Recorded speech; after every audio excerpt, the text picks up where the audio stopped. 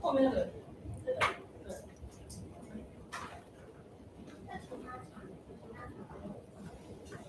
对，我觉得观众询问的时间是最长，因为那原本是给现场，我去那，不过我好像也没有 UB 人类立刻去准备。如果现场问的话，我就，因为我昨天做标本上，就是老师说那种都很快。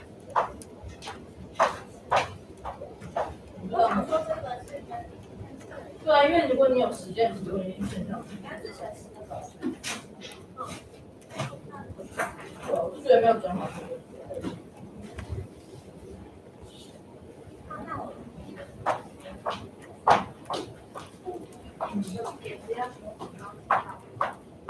我们没有，我们没有。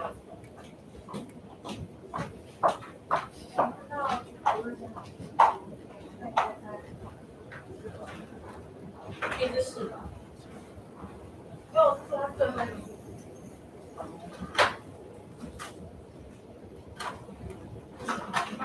最后一步。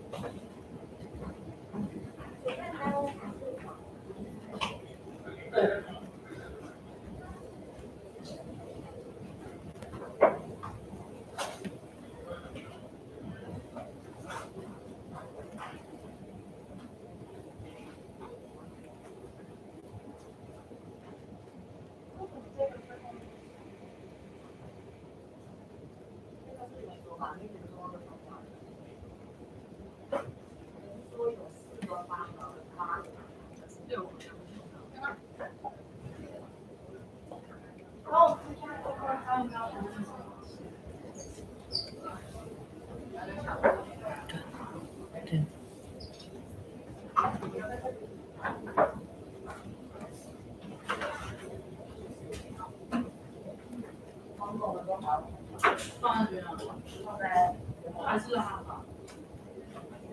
他跟曾厚仁博士，对。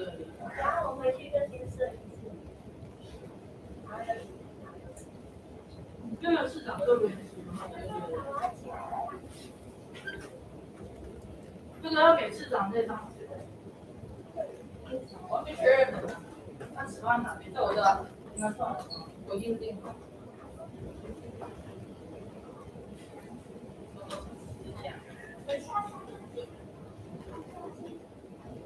不行啊，因为外面太吵了。就觉得你们最好不要做，因为他。丸子，你给我一下那个，你给我一下密码，战略所的那个密码，战略所的那个密码。啊 ，S S S S S A 1 2004。好，因为我是到时有出问题，至少我。OK， 今天你是完全设备哦。对啊，所以我才这东西都要用。所以到时候是谁要给你的那个？手上来了。那你要怎么把它写？我就再给他一张吗？哦，然后你一个人。全部一个人拿，因为市长进来的时候，应该所有人都已经。因为他们报告的状况。可是市长进来的时候，我就是敞开都一张。那像如果2张不一样？不会，我就跟你讲，他一模一样的拿。这2张应该是等一起，因为我觉得你还没有跑的，大家根本其实都不清楚，现在谁是谁会来，对不对？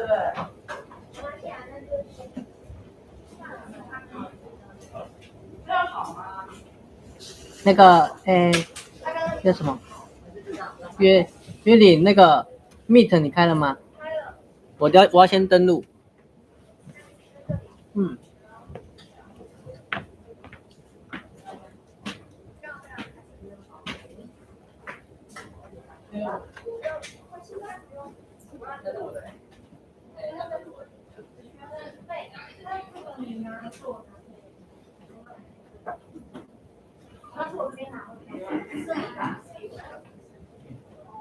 老师，你到时候不能乱跑哦。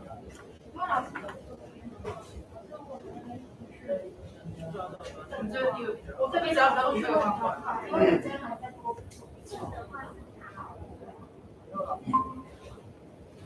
但是我觉得让我讲啊，因为到时候子轩可能要什么市长就不会。哦，对，你就拿嘛。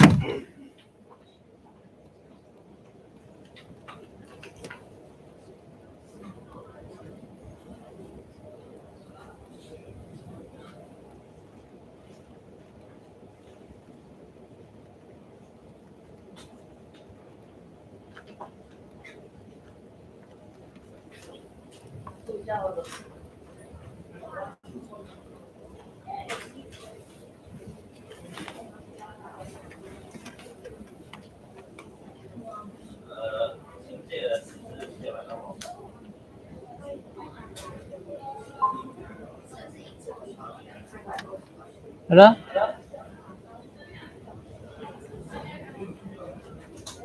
喂，麦克风试音。麦克风试音。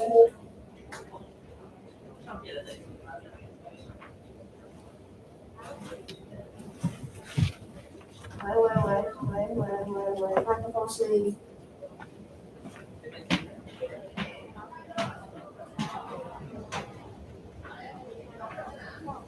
有一点点，这样2个字。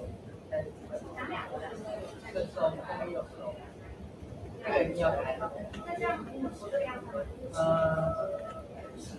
这边也要开的，因为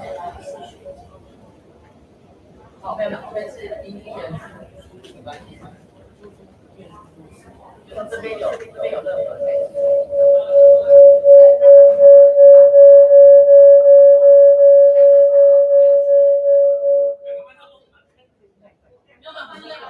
应该是收音的问题。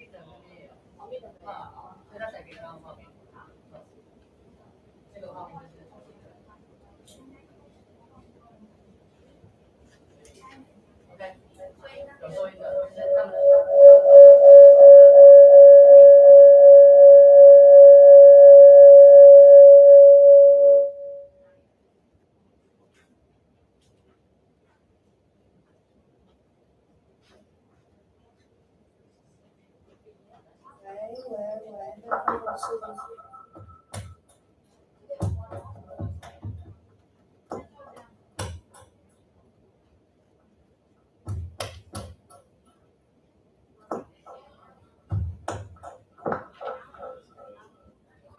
麦克风试音，麦克风试音。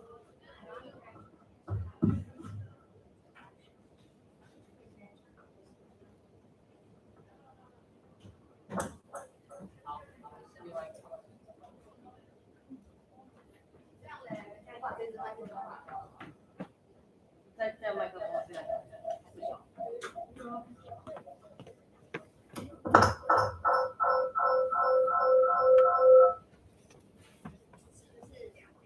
我现在关这个开始。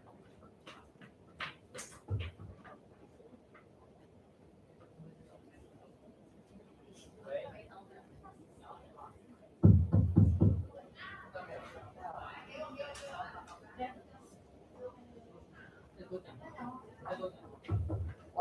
嗨，大家好。喂。有人先随便从 Google Meet 进去，然后我们这边按权限的第一场，然后你们听按声音，这边可能就只有镜头了，这边声音输入是这边声音输出这样。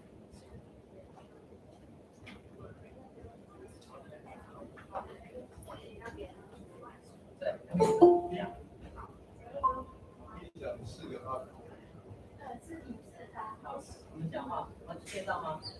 听到。OK。你用麦克风。这好吵。丸子听得到吗？可以，但是好多杂音。你说什么？好多杂音。对啊，因为现在很多人讲话。丸子听得到吗？丸子听得到吗？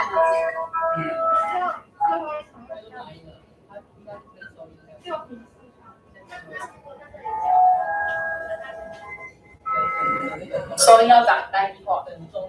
我觉得第一场有好几个都不在现场，这都不在。GIIASS。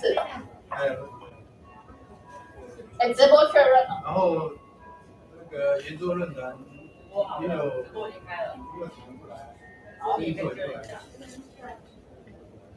我现在去教室确认。好。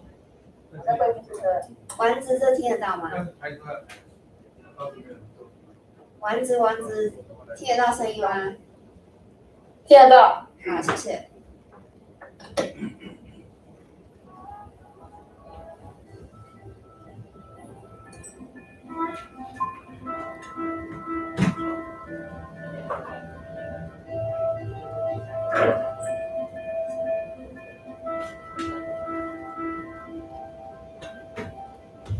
我先挂着。那我们要过了，所以我们等一下，你好。你要选先走。对。还好。我的屏幕位置开着。来。会有视讯镜头。阿明。就我这边会关掉。OK。你这个镜头关掉，你会留那个。这个账号关掉。OK。最后你会剩下这个，然后还有你的画面。对。OK。我等下我9点半会再开一次麦。OK， 好，我先挂。你就先挂。OK。然后我先开着，等下快开始关这个。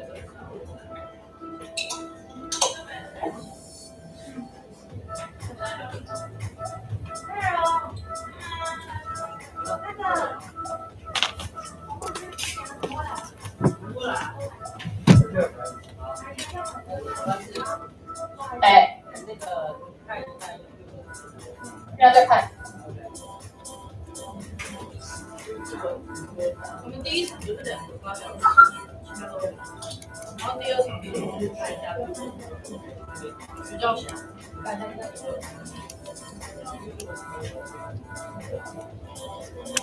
看一下。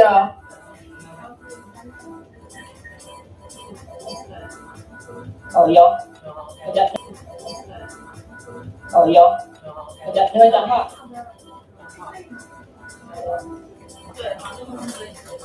好的，大家好，大家早安 ，Hello， 123，有没有听到？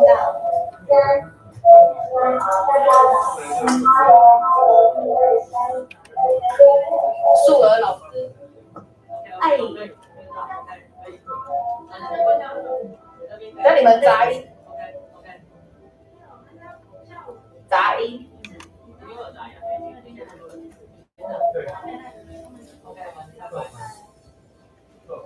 那老师6个，我们没有地方在放。可是我们那桌是6个人坐，3个都开着，然后到边。是90分钟嘛，没有到10分剪的，你让他们为了什么3码？因为只有休息10分钟嘛，而且昨天超改档，明天不能剪。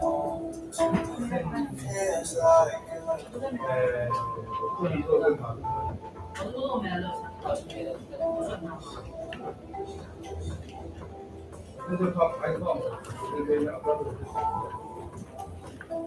就给他随便追了。对，靠我说只有放3个都放。靠我说没有啊，是因为3个出来的。对，就靠我说。哪2位？所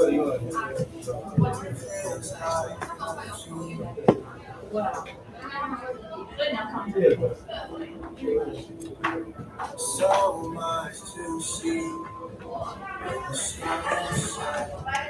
等一下，你往左点，要想要镜头，调一下位置。对，看可以。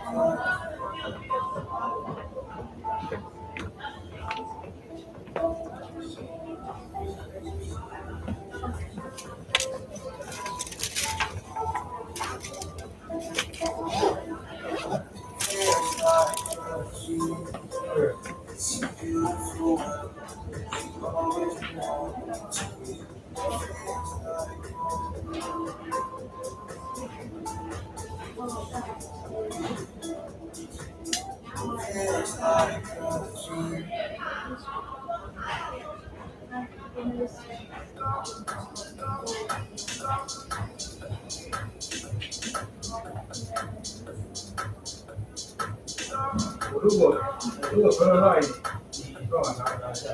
可以，在现在。好，我再说。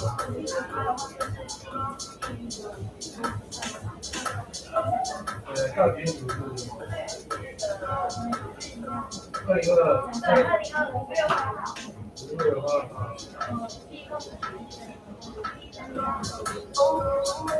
19个人。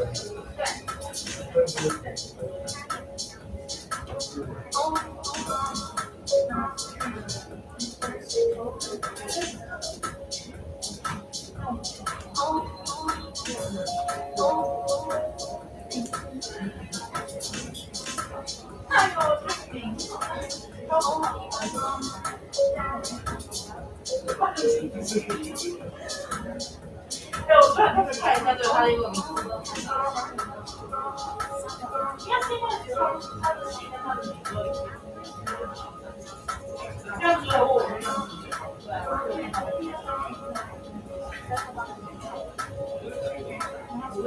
去年被电锅之后，我跟他们今年看到他不见了，超级表面的。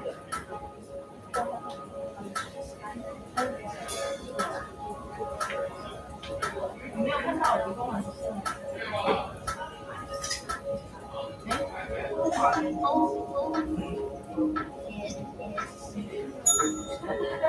那我就是干嘛？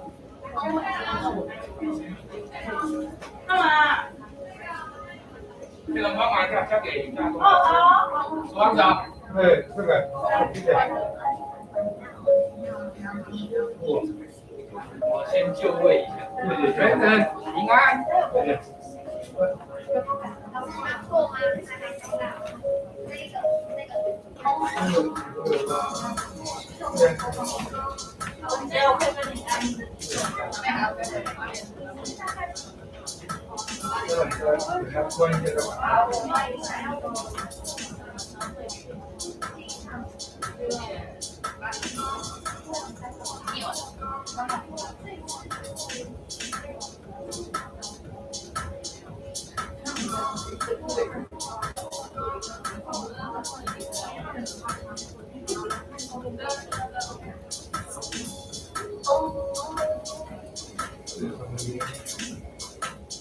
大哥，不好意思，怎么了吗？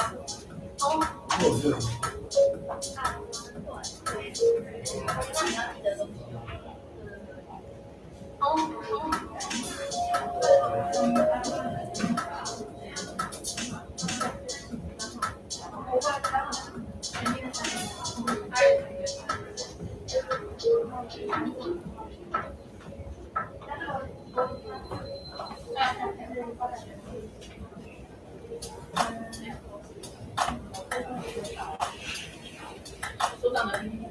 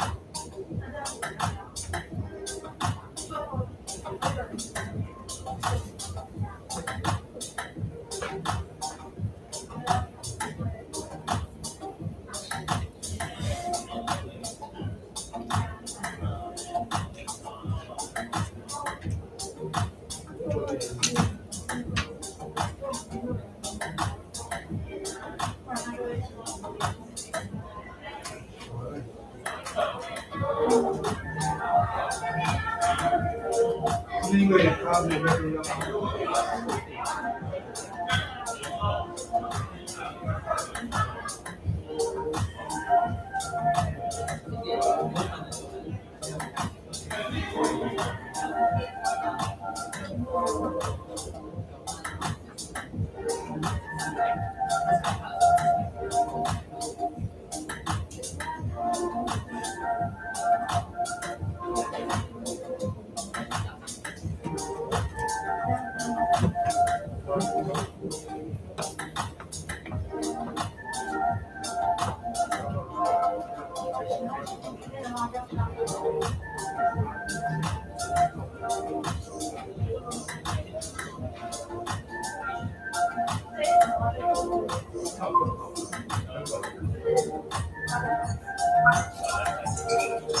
这样有吗？明年？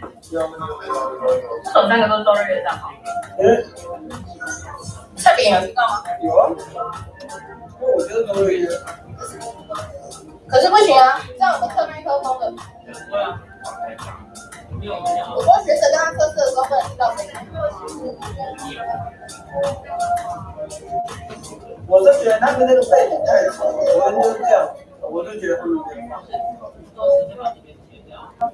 你先正式的跑。来。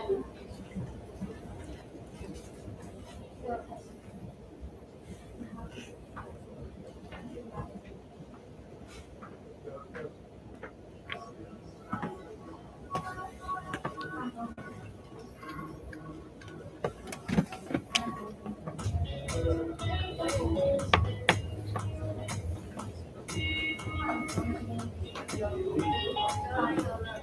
次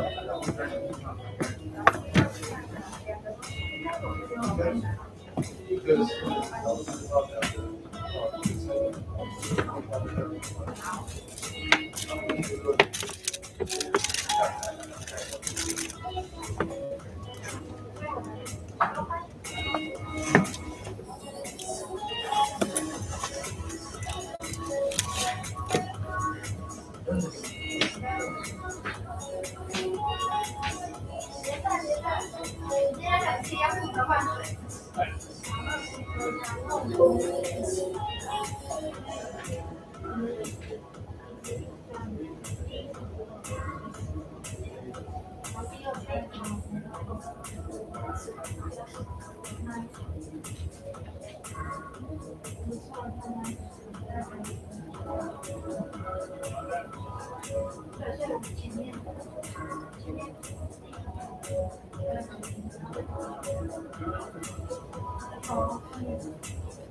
那我们可能就是要从，比如说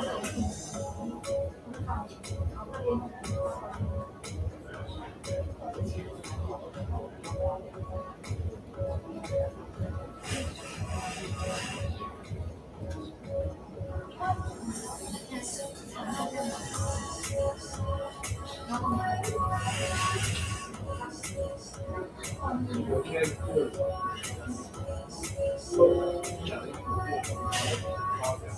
第三场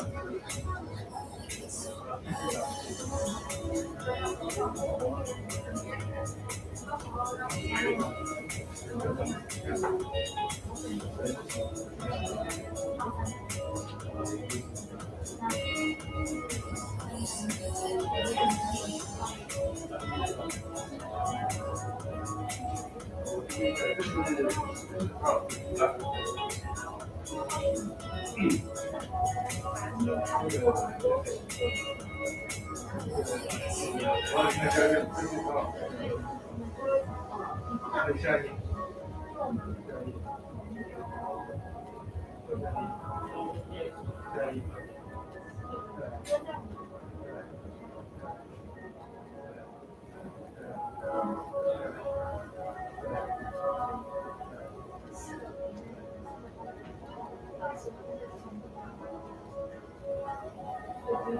看到或者跟你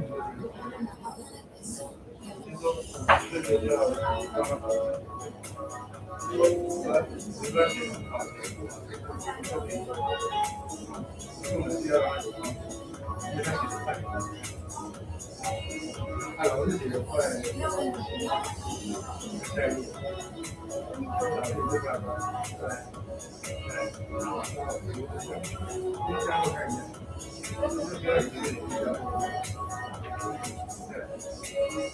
就是看它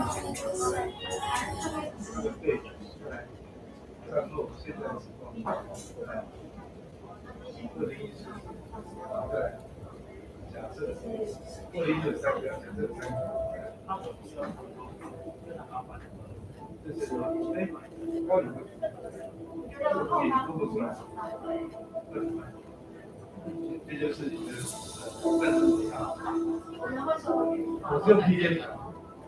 刚好也是太责任。没有清楚动一下，到时候再出来，这是我电脑出来的。对啊。哦。就把地板的那个。还是要不清楚。对。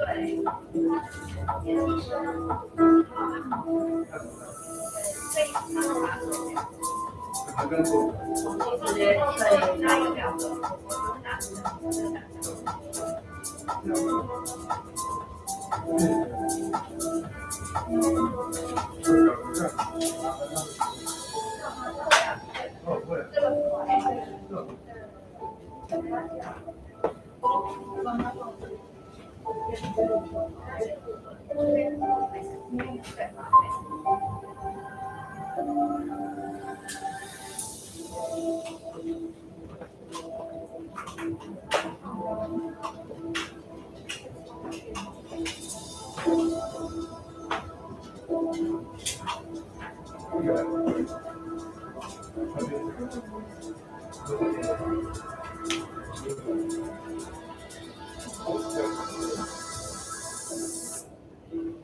对，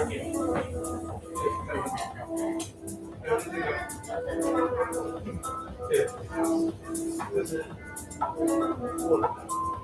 我的这个目的是这样。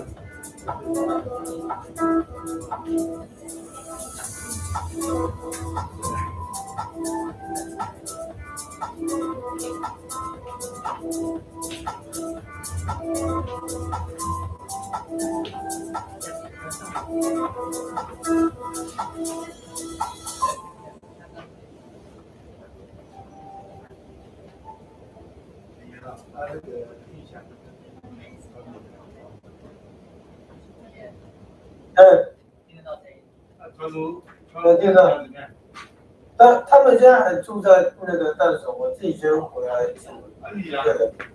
玉祥，我昨天问应该是还好，他昨天有在看那个医生啊。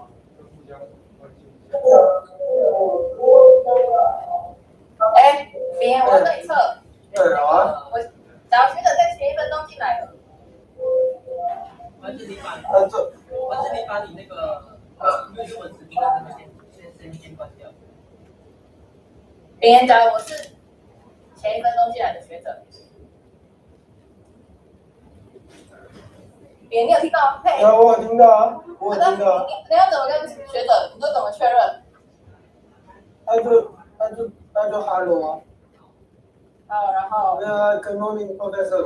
I would like to project your microphone and also your projector of the PowerPoint slide. So could you say something and we want to check if your voice can be displayed on the Google Meet or not, and also you could share your screen of your PowerPoint slide and you can make it confirm for the Google Meet.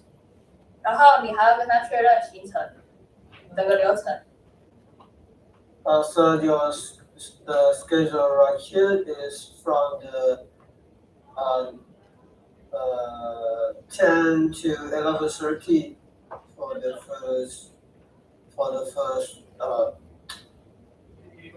first sessions. 好，要有精神一点。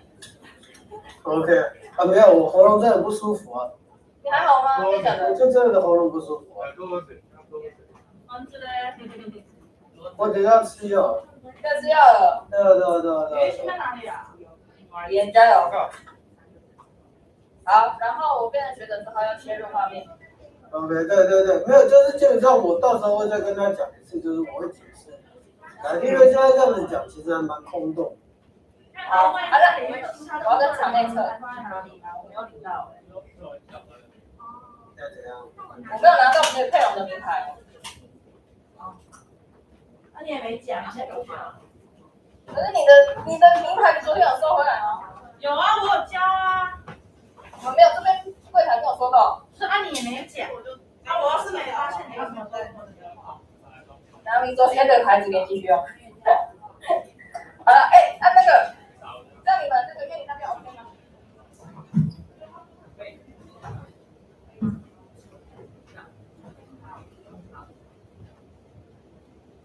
到时候我的画面在那个视屏幕上抽。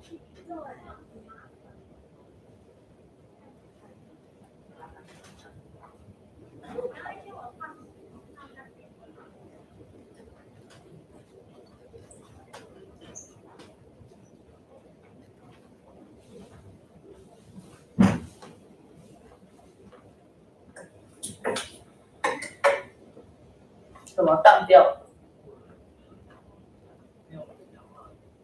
哦，你们没动，真的以为是当掉。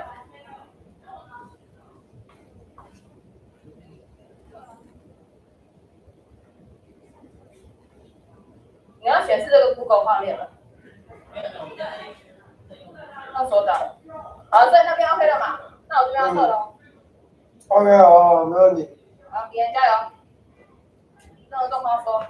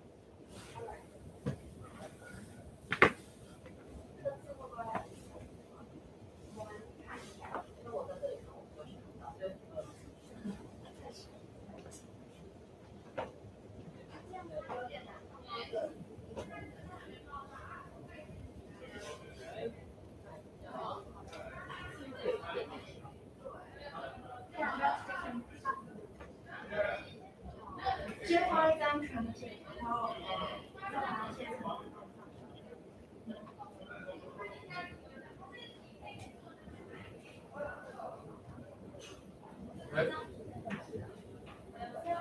这样可以吗？最上最下听到最上最下听到可以啊，可以啊，这是很完整的。对，要再跟到，因为它这个更这样就好。不然就是他们只看用这个嘛，原图是我的。这个参考。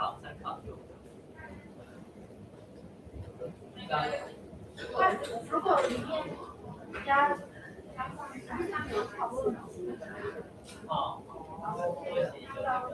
老师，如果把张图旁边加个那个，请参讨论。这个整个放大，因为它整个放大会，就是其实连坐在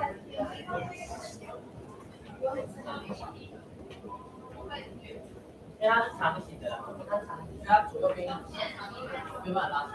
对，老师来解释就好，然后也请大家看我们的议题。可以，最好。那有特别备注吗？没有，就当场。当然，差不多，好。对，关了，哎。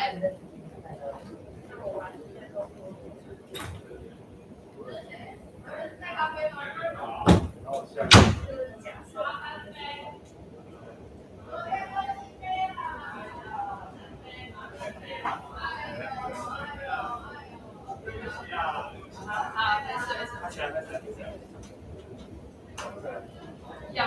可以。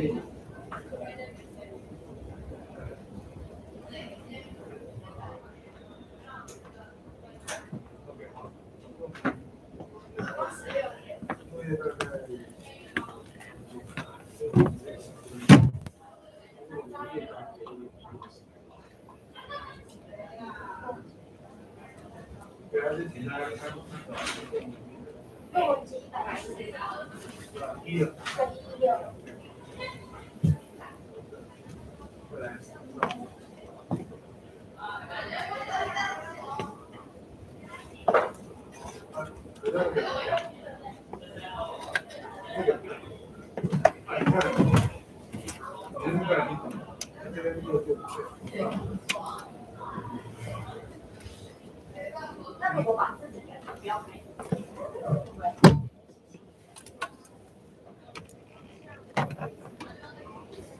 那个字不能改成黑的。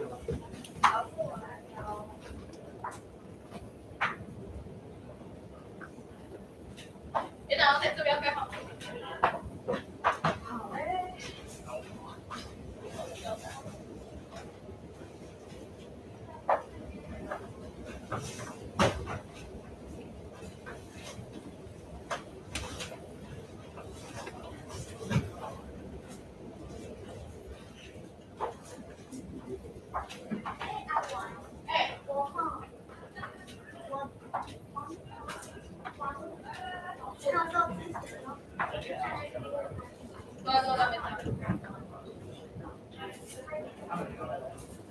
他演讲看他在哪？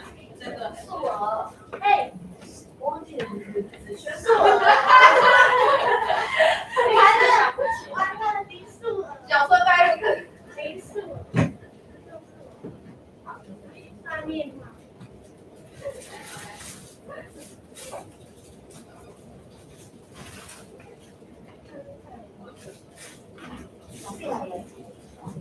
对，记得，再来啊。哎，是这样。可以，1星期214老师有一次就啊，对，好，通过一个，谢谢。啊，你介绍这个老师就一次啊，谢谢。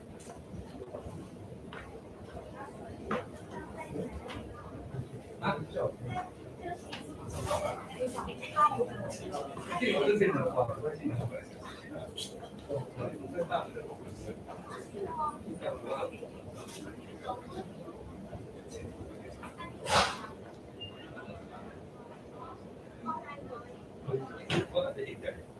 看这么多的，因为时间还没到。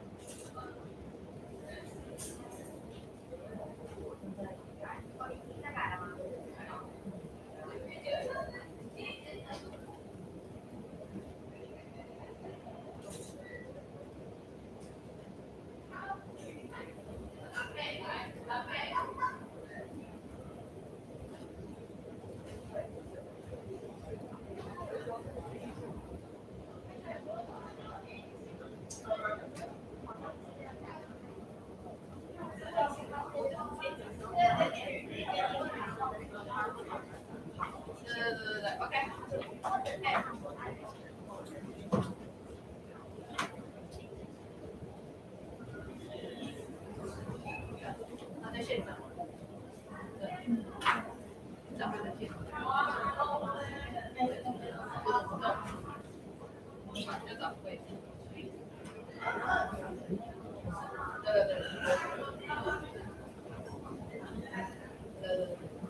好，那我们前面这里都是。开始开放报告喽。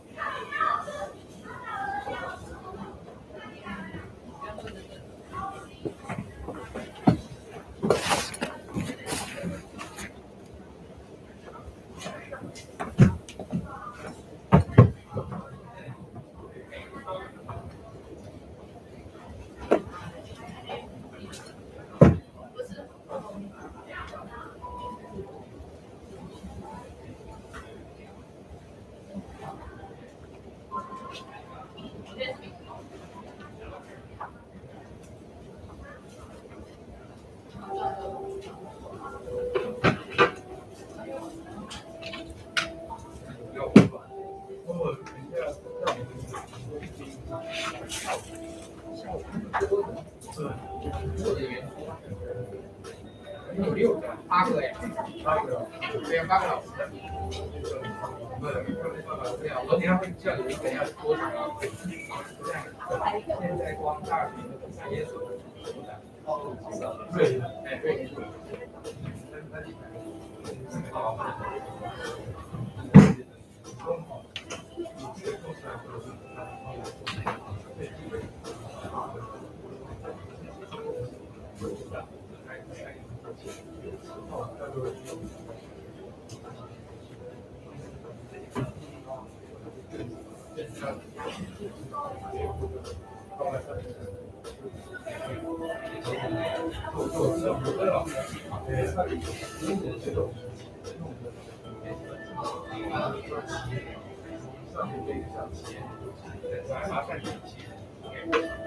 那我大概知道。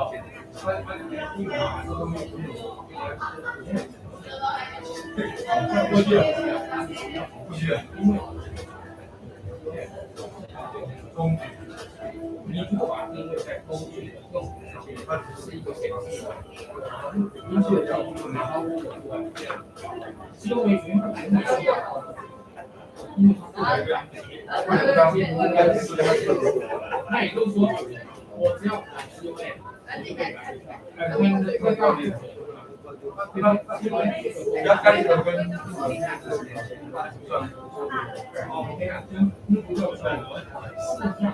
最原始的名为个性对，然后呢，在这个几件当中，他也抓7个议题到8个议题，然后针对这8个议题的情况，不可能全部存在。那所以做完做的各说，也是各说各话，然后最后有一个人会中，对 ，A 就会来说，然后 A 会看3个东西，提出是真的吗？你有 ability， 第3水，这个是后，他的技能能力，然后你不会回来的，那个一打出去不会。所以有时候你的标案对能做得到，也做到，做不到，但是你最主要是那个回馈，这个回馈的来自对方的回馈，也就是假设红来2，就是红花3倍，红他的回馈的能不能接受？所以在做这种上可以过程当中，各自这是有在一起，对，各自的是，然后它有个后面的 background， 我地方先针对设定的意义，它来对待做妹，它是被觉得说变个人想个人的使用，那扛麦就是这个时候那个在于要来判断，他来判断，这个但是他的判断是那几 A 啊 ，A 还有2个，一个就是第三方来讲，然后来看的时候，全部是区方看。那这次会不会加入？看王月，王月其实王月对，至少没算有，看一个高度结，对，要分对，而且这个客观一点，这个东西是老师心里面法，因为为什么？他跟市长说老师打到了吗？他每次都打断现场，打断这种会人，他就是这样子出来，但是有时候它是来自于对方的兵力。对，那以前我们在飞的时候，我们第一次用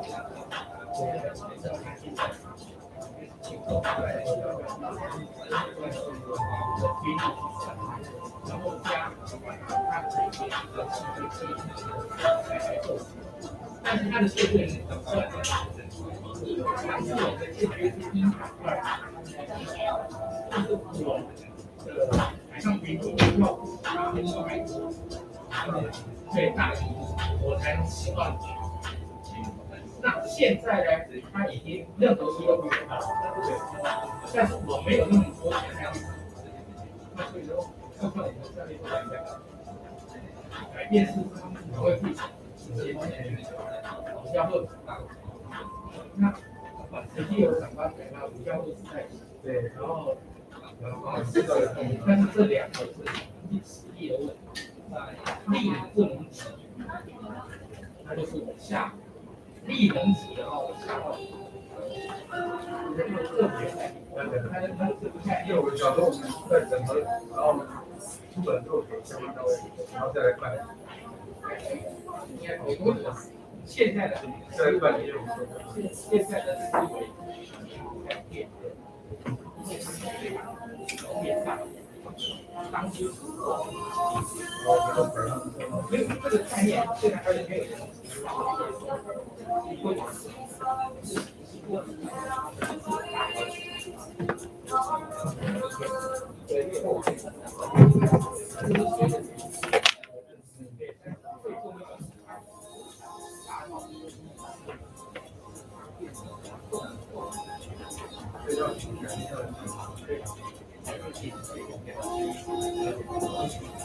现在的因为美国在提高了，不是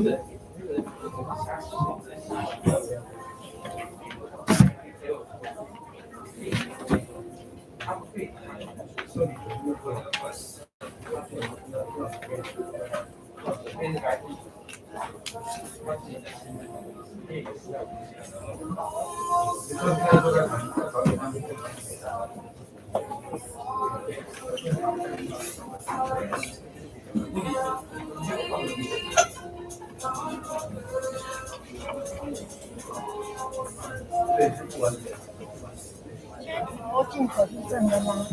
真的，真的好。你刚刚好像一点点小。现在还算。我看一下，误转一下。好。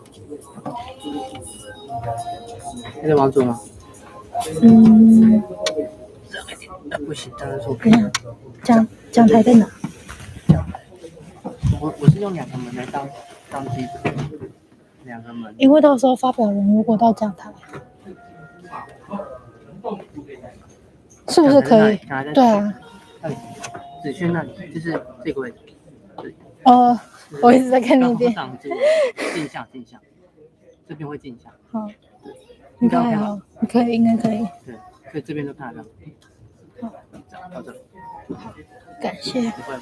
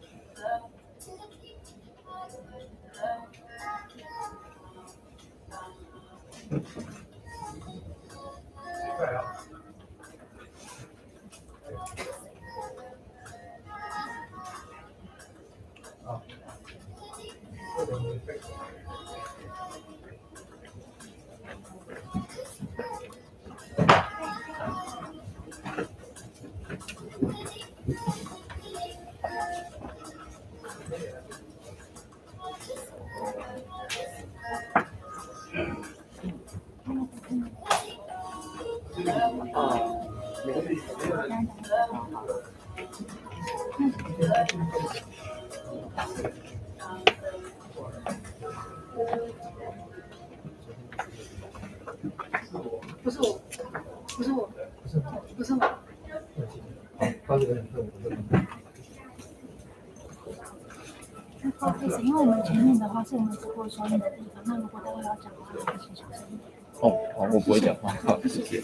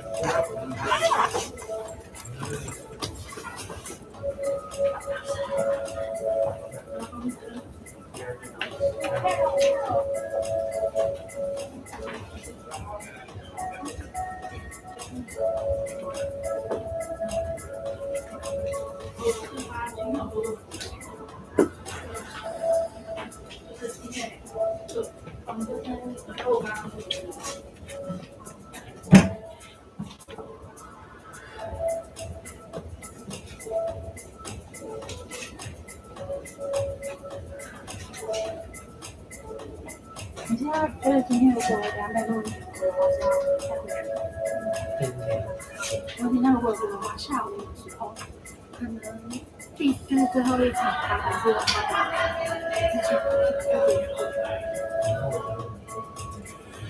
对，我会跟他讲。谢谢。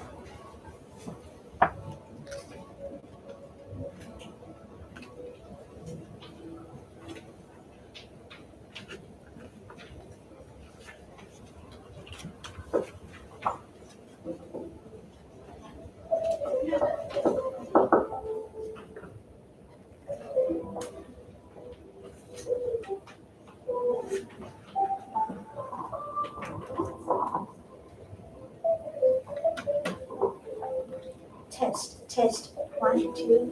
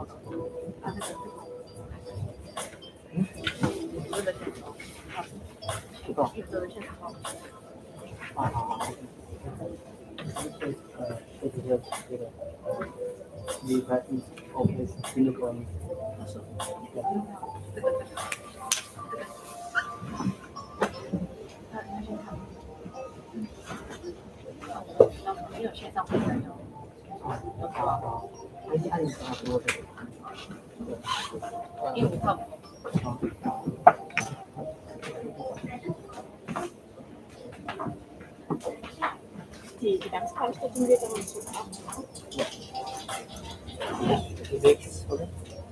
Das ist auf Chinesisch, oder? Nein, am Anfang Auf Englisch. Englisch, ja. Und dann, Also ich würde mir das Chinesische trotzdem gerne anhören, wenn ich sage, weil ah, ein bisschen schwer verstehen. ja, so, nur am Anfang. Nee, ich würde gerne noch länger bleiben. Ah. Okay. Falls es geht.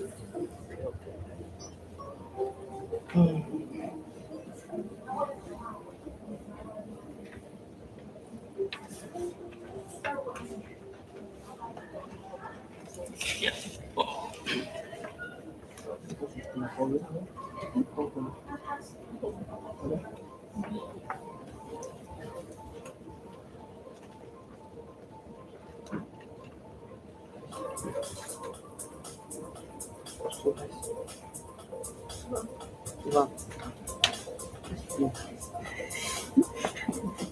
Hier ist heiß.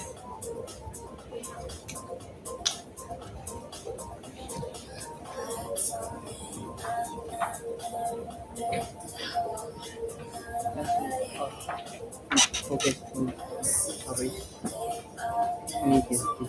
Nicht geschlafen, deine Augen sind sehr runter. Aber gestern ja. Aber Deine Augen sind trotzdem sehr runter. noch ja. Also gestern habe ich fast nicht.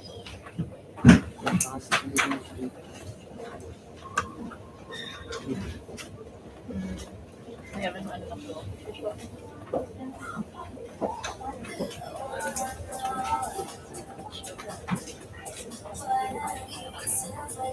Ja, ja.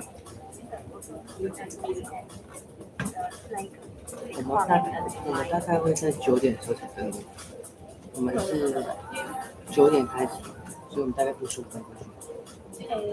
是吗？看得到王高成要来，哦，所以我们前面都不用，直接到第一单元才需要10点。10点。对。哦，10点哦。所以我的意思是我们登进去之后，我那一个画面的那个麦要不要开？我的画面会开，那我的麦克风要开一次。那我们刚刚收音的状况那边要那边不用管，那边画面不用开的，你画面要开没啊？就是看到我。对，他那边镜头跟声音都开。那我这边，那我镜头没关。可以，但是就是到要继续都在说，不然声音全部就会过来，大声这里面讲话声音就会。对，提早进去他们会现在跟比较，我在测试。就大家都看就直接到前进去，差不多5分钟左右。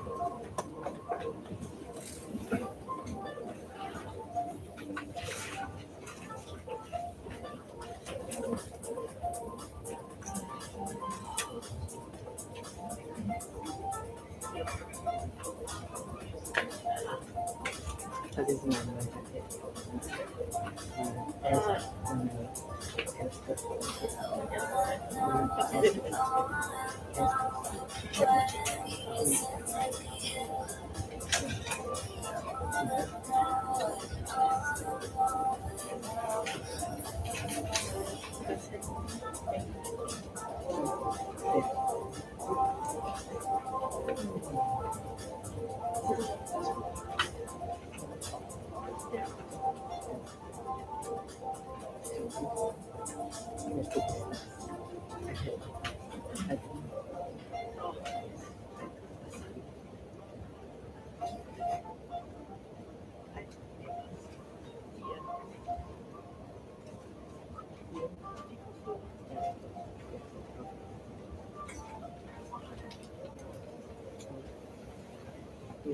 你学。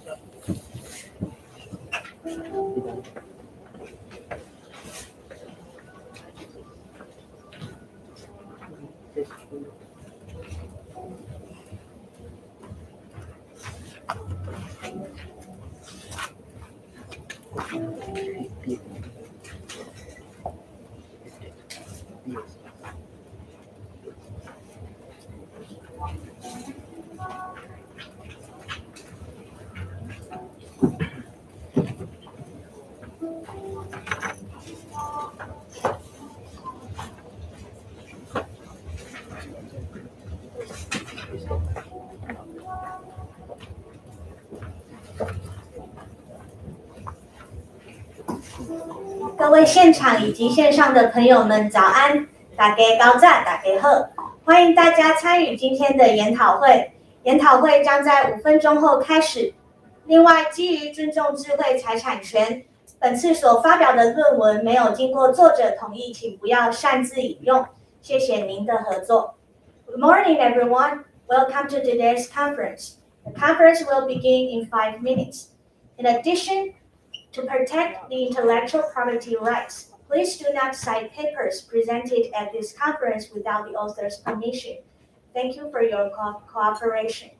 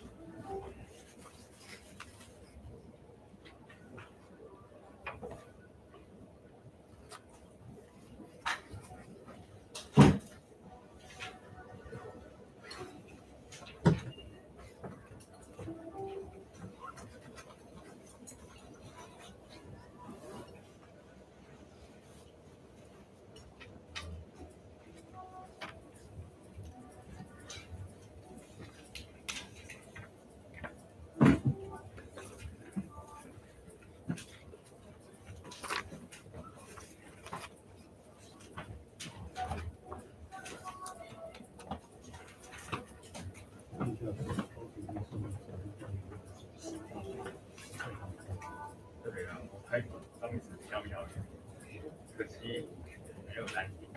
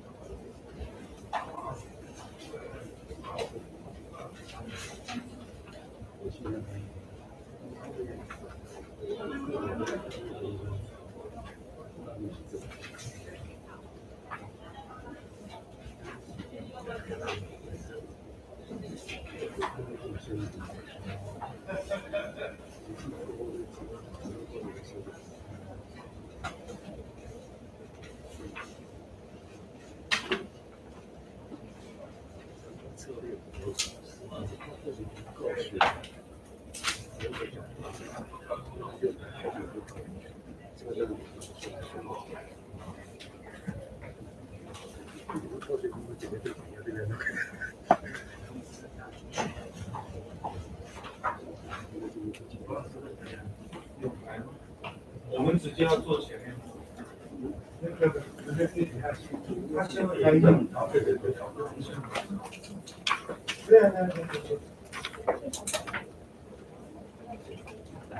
好。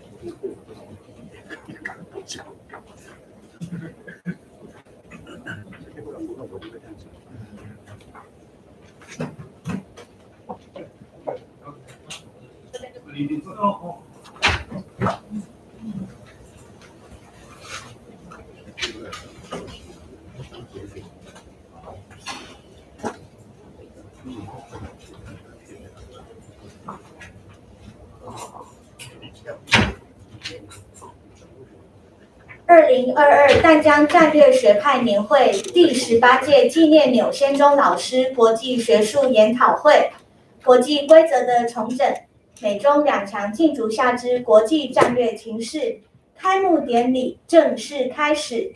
欢迎淡江大学国际事务与战略研究所教授兼国际事务副校长王高成教授致辞。Ladies and gentlemen, welcome to the 18th Anniversary Memorial International Conference for Professor Niu Sien-Chong. Now please welcome Vice President for International Affairs, Dr. Kao-Cheng Wang, to give his welcome remarks.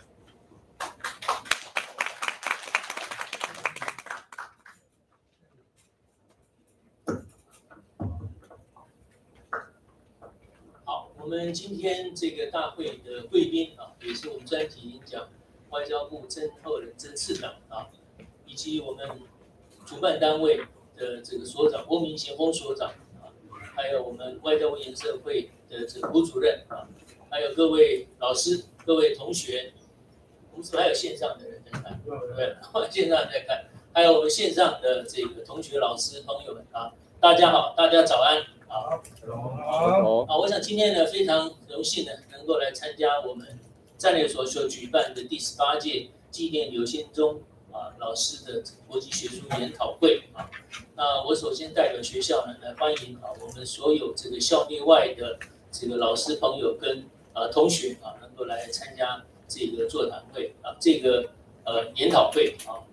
那我们这个研讨会我想我们是当然知道，从标题可以看出来是纪念我们战略所这个已经过世的老师钮先鍾钮老师啊。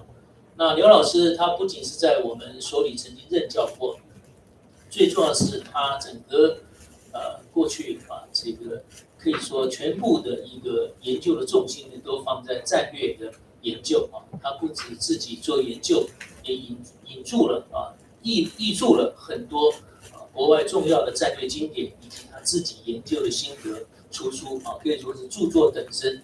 那对于我们这个国内战略的研究的开创跟奠基呢，可以讲说是具有重大的贡献。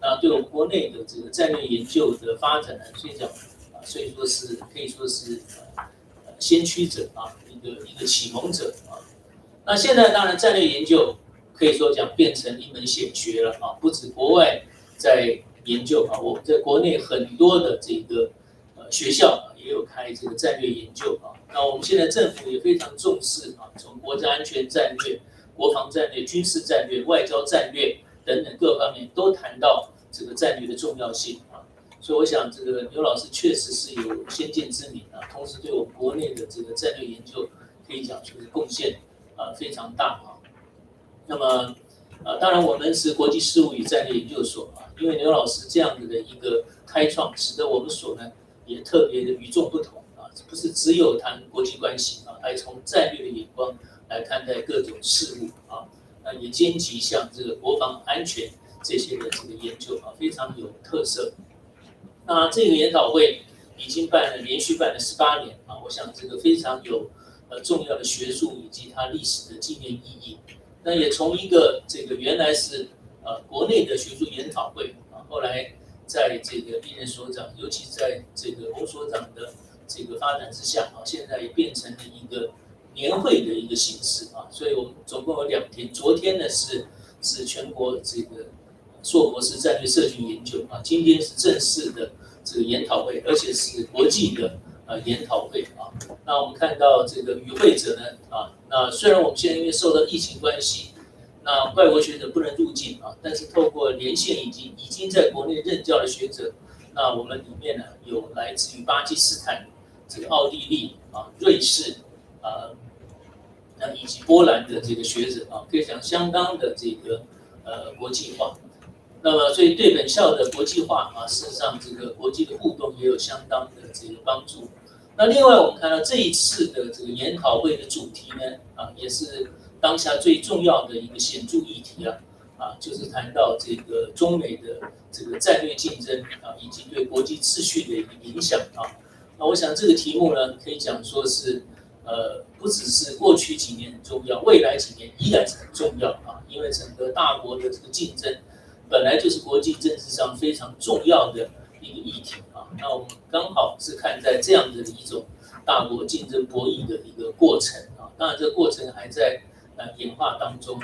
那尽管其实最近大家当然更关注的一个就是在欧洲地区发生的这个俄乌战争不过这里面还是牵扯到这个美中的这个博弈在里面因为中国跟俄罗斯也有重要的这个战略合作关系。那即便是俄乌战争发生我们看到美国的国防安全战略新的这个报告出来之后，还是把中国当作它最主要的一个战略竞争对手所以我想这个中美博弈还是会持续下去，也是为大家所关注，非常值得这个研究那今天我们除了研讨会之外呢我们也很高兴能够请到外交部的这个曾厚仁曾次长来演讲那曾次长我跟他是多年认识的这个好朋友他可以讲说是学经历丰富本身是维吉尼亚大学国际关系博士但是在国内历任重要的这个外交职务包括当然国北美司的司长驻欧盟的这个代表以及国安会总统府的秘书长现在是外交部的这个次长可以讲说是这个学经历丰富而且是非常优秀而且能力强有经验丰富的这个政务官所以我想今天很荣幸能够邀请到他，一定能够让我们对这个中美这个博弈关系有一个非常更深入实务的了解那最后这一次的研讨会事实上也正逢我们淡江战略所40周年庆40周年庆所以我想我在这边也这个恭喜我们战略所40周年生日快乐那最后祝整个这会议圆满成功，那么大家呢这个都有所获啊，身体健康平安啊，谢谢。谢谢王高成教授 ，Thank you Dr. Wang。接下来让我们欢迎中华民国外交部政务次长曾厚仁博士为我们进行开幕演讲。Now let's welcome the Deputy Minister of the Ministry of Foreign Affairs, Dr. Henry Ho Ren-Zhen, to give his opening remark. 好，那么我们在请外交部政务次长曾厚仁博士演讲之前啊，那我们特别感谢外交部那么愿意协调让这个外交部的这个长官来我们这边做这个演讲。那么感谢外交部研社会主委这个吴瑞生博士的这个邀请那么协调。那么在整个这个安排过程当中那么外交部对我们整个活动的补助那么协助是历年来那么可见，所以在这边表达我们的谢意那今天请这个曾博士来演讲，刚刚这个副校长也提到那么他们认识很久，他们也是美国名校毕业的那事实上这个曾博士给我们的这个整个这个相关的学经历非常丰富那么主要他是这个国立台湾大学外国语文学系毕业然后是国立政治大学东亚研究所的硕士，然后到美国普林斯顿大学公共与国际关系公共事务学的硕士。那最后很快的就拿到美国维吉尼亚大学的政府与外交系的博士所以这个曾博士那么在学业实务都可以给我们很多的这个启示然后他也历任非常多的刚刚提到也担任过驻欧盟兼驻比利时大使那么国安会的副秘书长总统府副秘书长以及各个重要的外交部的单位所以今天从这个曾博士的演讲当中，我们可以理解到有关美中这2年来的一个战略竞逐对台湾的影响那提供给我们国人做个参考那现在我们是不是热烈的欢迎这个曾博士来演讲感谢大家，谢谢。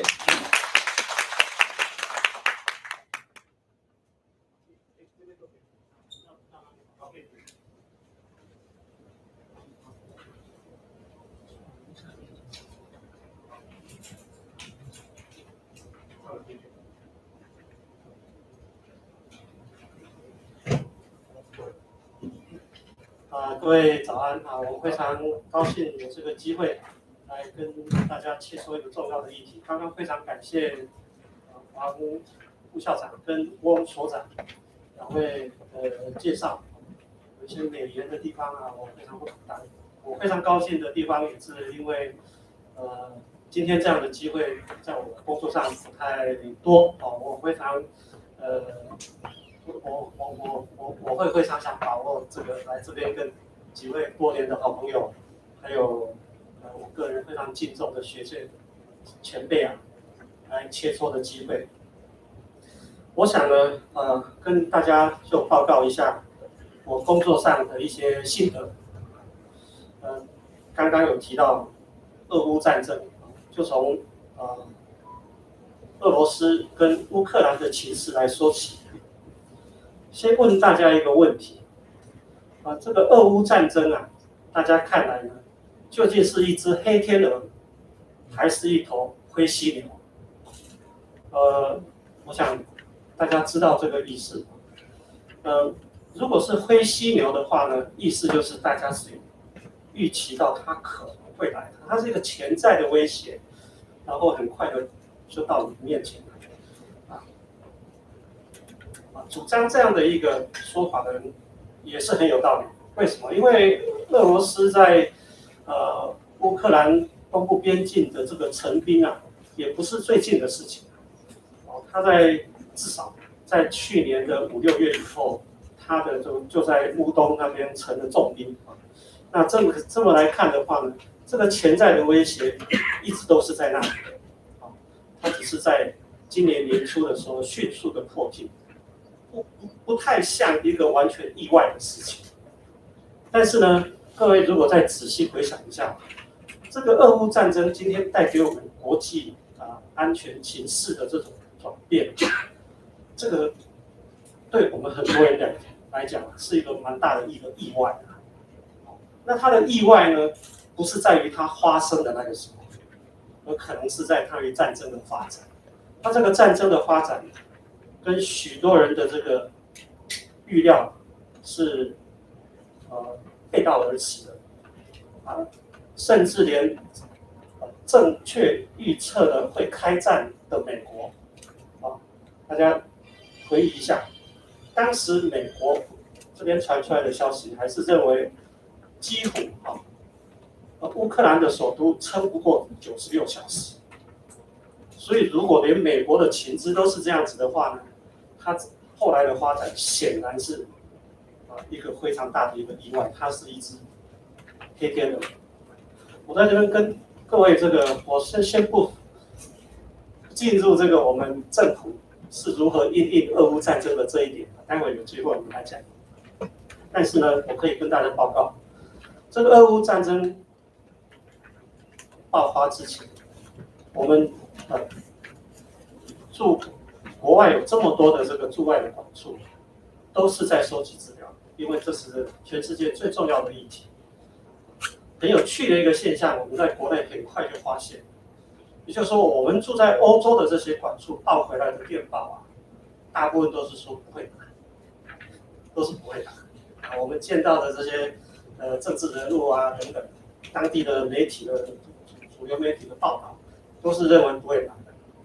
但是我们从美国这边报回来的讯息，特别是跟比较高层的这个谈话，都是会打。所以呢，这两个很大的一个不同的这个方向在那边呢，让我们在国内要做判断是不太好判断。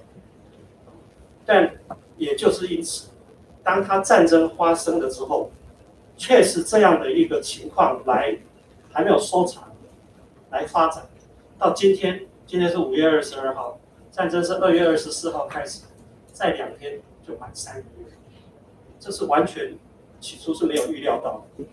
所以我们如果用这个所谓后见之明来看这个俄乌战争的话呢，然后再来从这个俄乌战争来看一下美中之间的这个两强的对峙，可以说战争前跟战争后是有很大的区别。一个很重要的指标在2月4号，我想大家都还记得2月4号的时候，俄罗斯跟中国签了一个这个联合声明嘛，对不对？那2月4号是各位记得还这个北京冬奥是2月4号到2月20号，当时普丁到中国去签了这个联合声明之后，连开幕典礼都没有留下来，就赶快就飞回去了。那这一个联合声明呢，事实上是意义非常深远。我们今天可能单这个联合声明就可以开一堂课，我们没有时间去谈这个联合声明的内容，但是呢，它基本上两国之间，俄罗斯跟中国在2月4号那天是签了15份的协议。这个15份的协议它是涉及到很多面向，包括贸易、外交这个农产品、能源的供给、消费者的这个保护等等的。基本上这个俄中联合声明是着眼于俄中两国未来20年的关系的，是一个野心非常明显、野心很大的一个联合声明。那个声明一发布之后呢，世界各国哗然，大家都在讨论这个俄中之间究竟是怎么样的一种关系。一般人认为它是所谓的这个战略安全伙伴的这种关系，但是他们显然在外交跟经济上是说不定是比伙伴还要更亲的一种关系在那里。那很多人会把包括我也认为2月4号的这一个时间点，可能是俄国跟中国志得意满的一个最高峰。但是仅仅20天之后，2月24号。我刚刚讲的2月4号到2月20号是北京冬季奥运的时候，2月21号这个乌东的2个省，卢甘斯克跟这个顿涅茨克2个省就宣布2个共和国就宣布独立了，然后俄罗斯很快就承认他们。过了也不过2、3天这个正式开战的时候呢，我刚刚讲，连正确预测会开战的人都认为乌克兰撑不下去那这个战局后来大概是到了第2个礼拜、第3个礼拜，大家才慢慢的从国际媒体上看到，好像不是这么一回事。那个焦灼的状态，在第3个礼拜就已经看出了。那我们今天已经到了将要满3个月的这个时候，那个国际情势的这个逆转非常的明显。现在的状况呢，俄罗斯最近这几天的这个新闻报道又有一点不太一样，对不对？我们看到的好像都是这个乌克兰哪里又投降这个马利波整个被俄罗斯控制等等的。但是这个大局而且我们现在不太清楚真正俄罗斯是不是要反攻，这个乌克兰是不是要反攻，然后俄罗斯能不能掌握它乌东的这2省都还不清楚。但是已经很清楚的一件事情就是说，这个俄罗斯现在到目前为止，他所承受的那么多的挫败给中国一个很大的压力。然后呢，这个俄乌的战争呢还没有完全结束我们就可以确定它是一个所谓的 game changer， 它是一个改变一个大局的一个很大的一个因素。至少我们现在已经看到了2个现象几个现象。第一个现象战争一开始之后，我们看到的美国跟欧洲之间的合作是以令人意外的速度在进展。这个美欧之间的这个合作，我们很难把它当作是理所当然的事情。各位如果还记得在川普的时候，这个2国的这个欧洲跟美国之间的这个关系是非常不和的因为贸易之间也有冲突。但仅去年的8月底，阿富汗撤军的那个时候，由于美国的撤军是完全没有跟欧洲做事先的这个足够的这个协调，也让这个美国跟欧洲之间的关系受到了一些损害。后来也有一个这个美国、澳洲跟英国之间的这个 AUKUS 这个 AUKUS 的这个3国的这个安全协议，也是没有先跟法国这边先说先打声招呼的。所以呢，美欧之间一直有一种嫌隙。但是呢，乌克兰战争爆发之后，美欧之间这种合作的速度令人这个非常意外。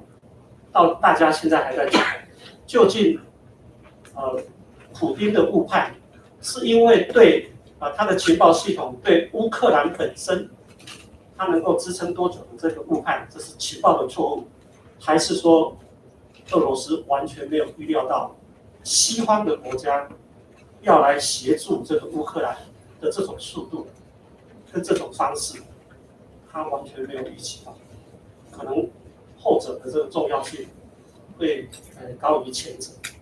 我这边要稍微打一个岔这个西方这一次对乌克兰的协助大家要知道说它的速度是很快我做一个比较就知道这个二次世界大战的时候，大家还记得，2次世界大战一般都是认为是1939年的9月开始。那1939年9月，纳粹德国就攻占了波兰，一般是认为那是2战的开始。然后隔年的1940年的6月，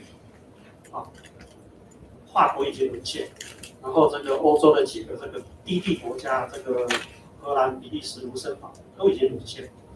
也就是说，短短的这个几个月之间，不到1年，这个法国也已经被纳粹德国控制，整个欧洲大部分沦陷，只剩下一个国家在跟这个纳粹希特勒来对抗，是哪个国家？英国。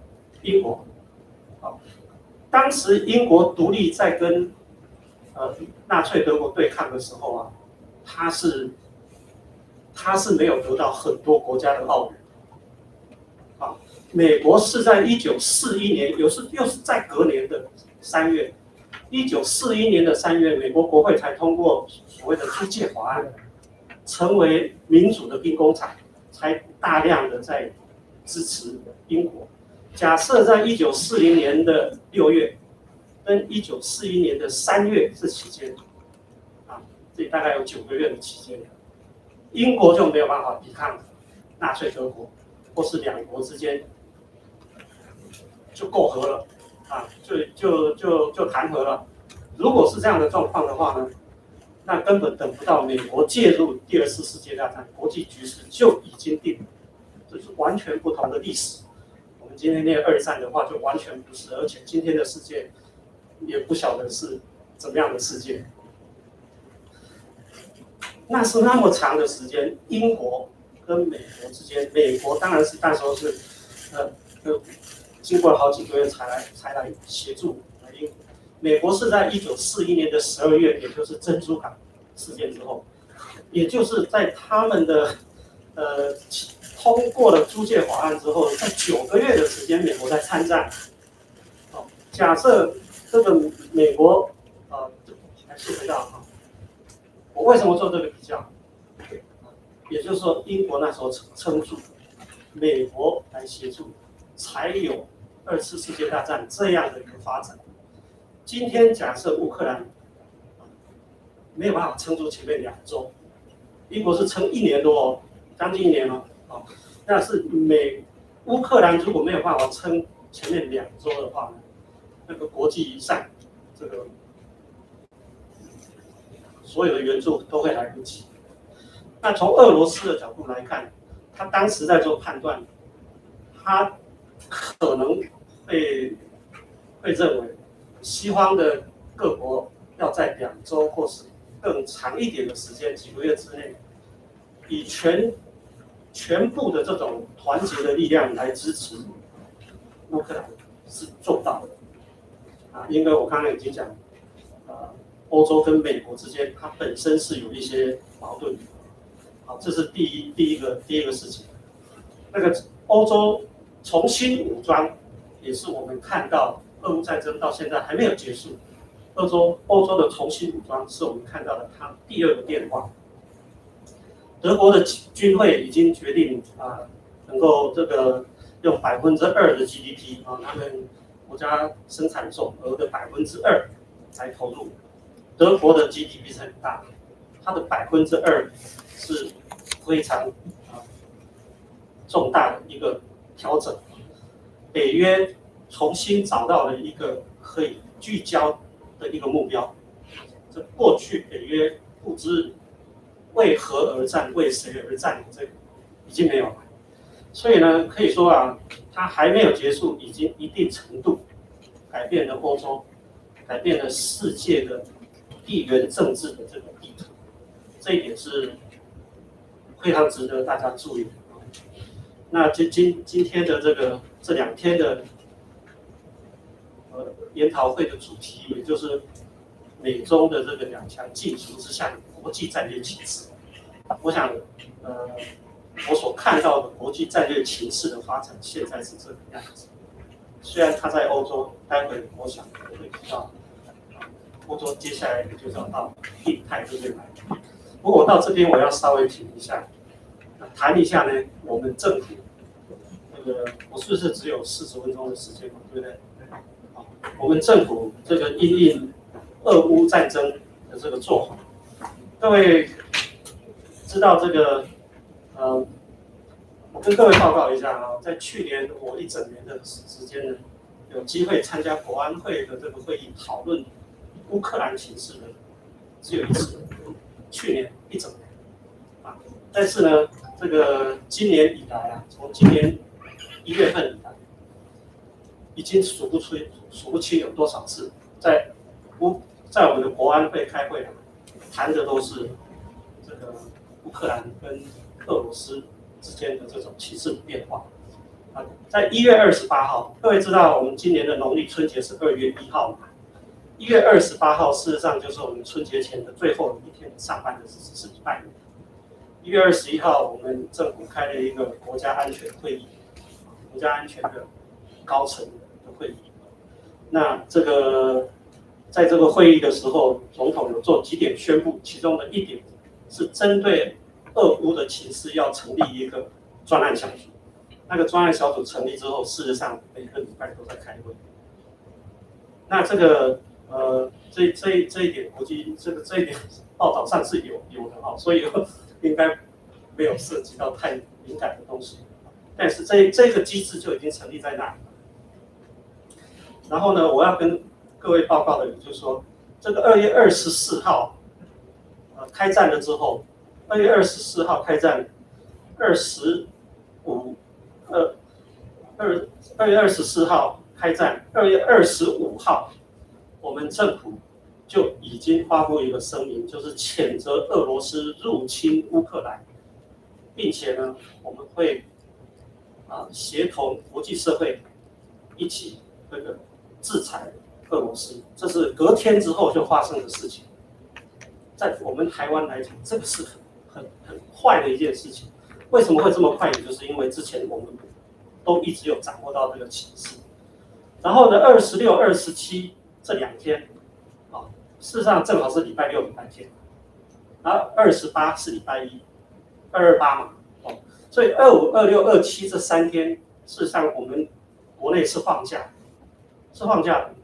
那大部分的人都不知道，在那放假的这个期间呢，到2月28号的晚上11点钟，华航的一个货机已经载了我们28吨的医疗物资到欧洲去，基本上是到波兰的首都然后呢，协助已经到了波兰的这些乌克兰的难民，再从波兰的首都华沙运到其他的这个邻近的国家。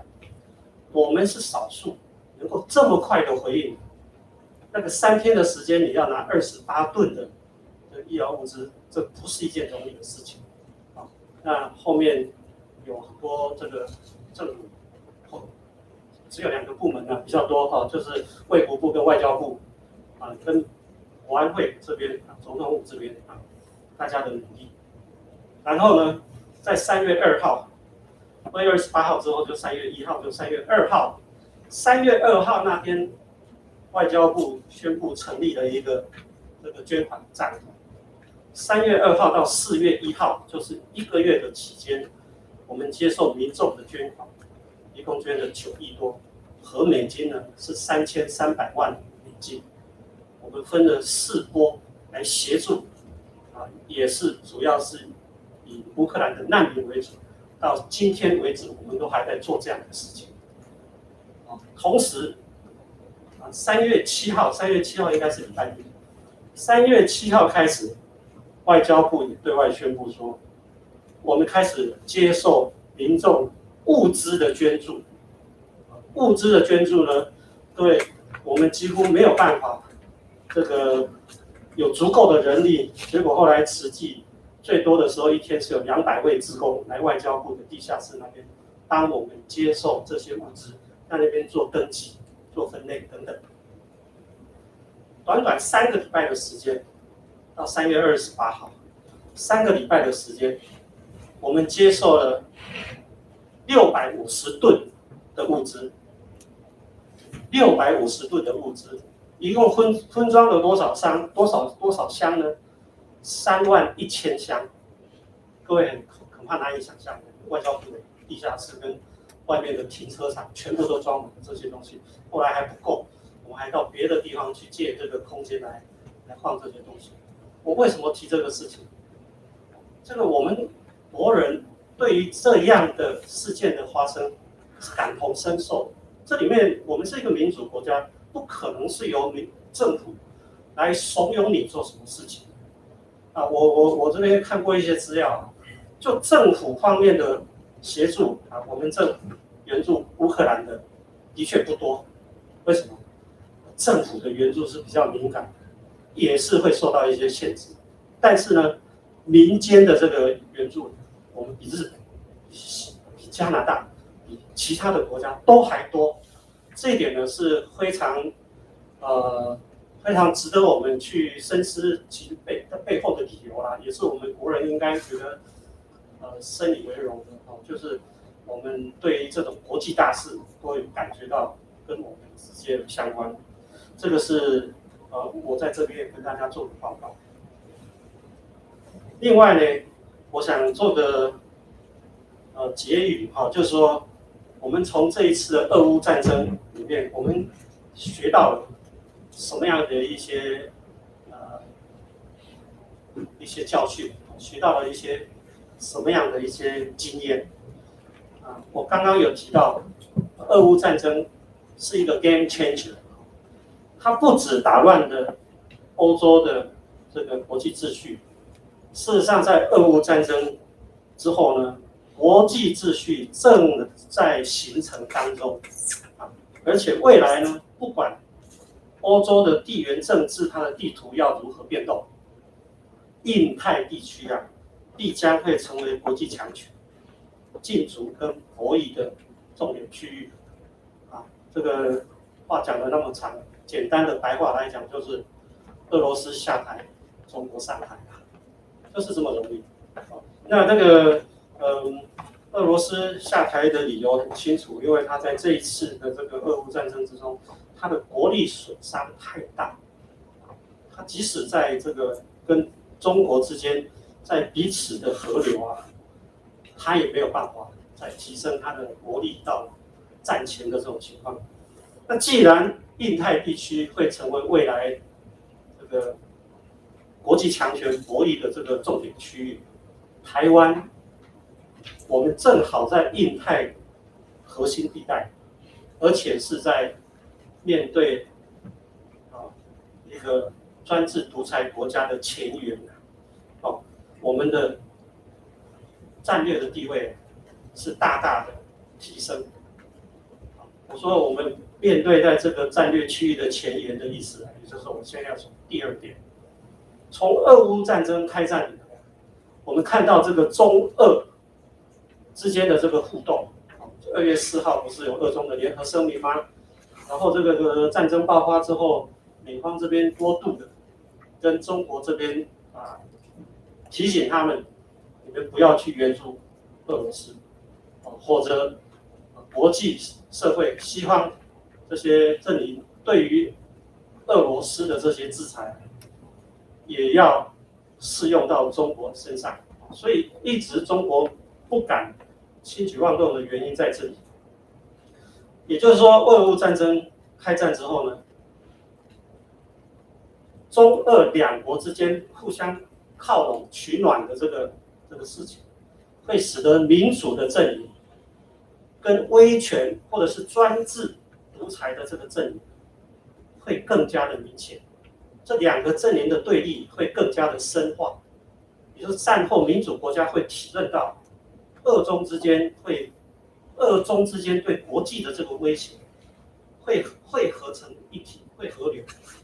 因此，台湾跟所谓理念相近的国家，美国、欧洲、日本、澳洲、加拿大等等，这个全面的关系都会进一步的提升，而美国对台湾的这个安全也会更加的注意，更加的保障。这个 reassurance 对台湾的再保证会更为明显，这是非常值得注意的一个发展。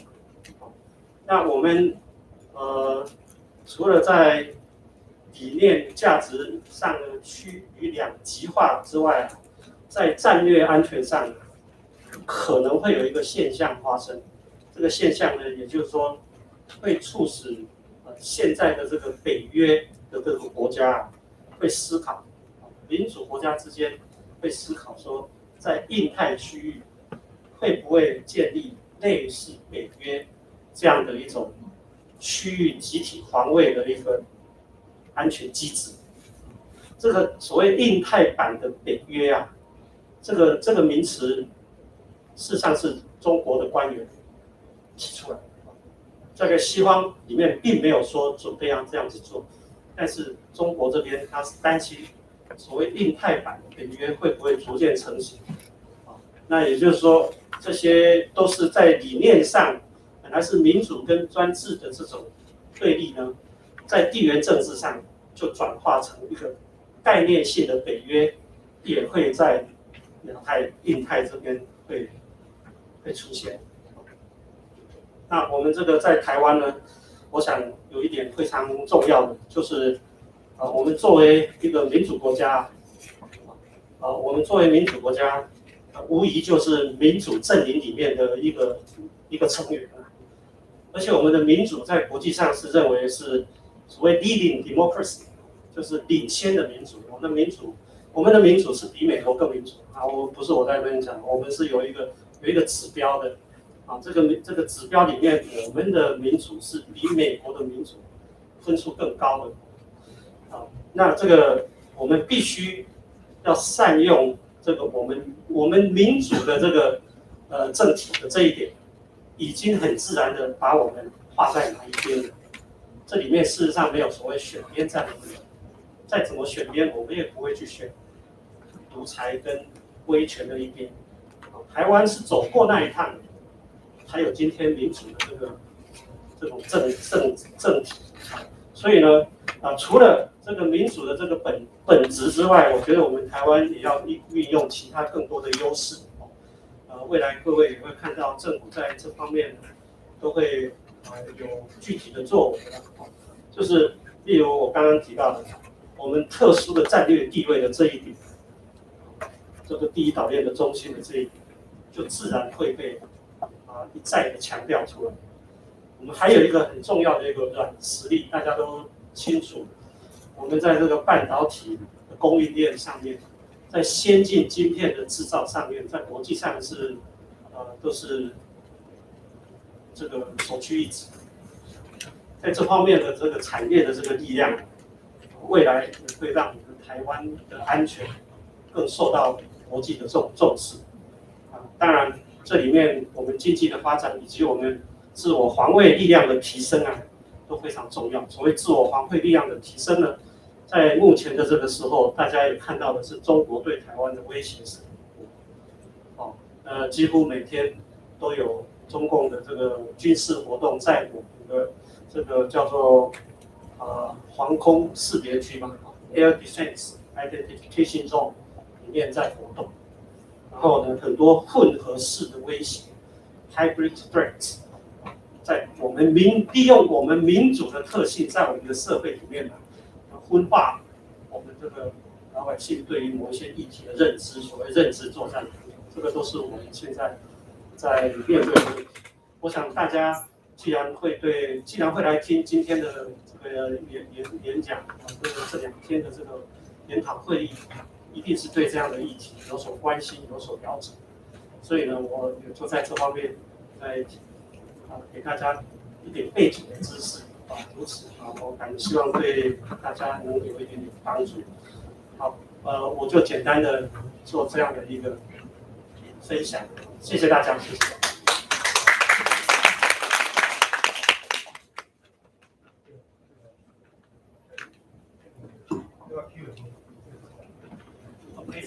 OK， 那我们现场观众可以，如果有问题，可以邀请问次长可以举手。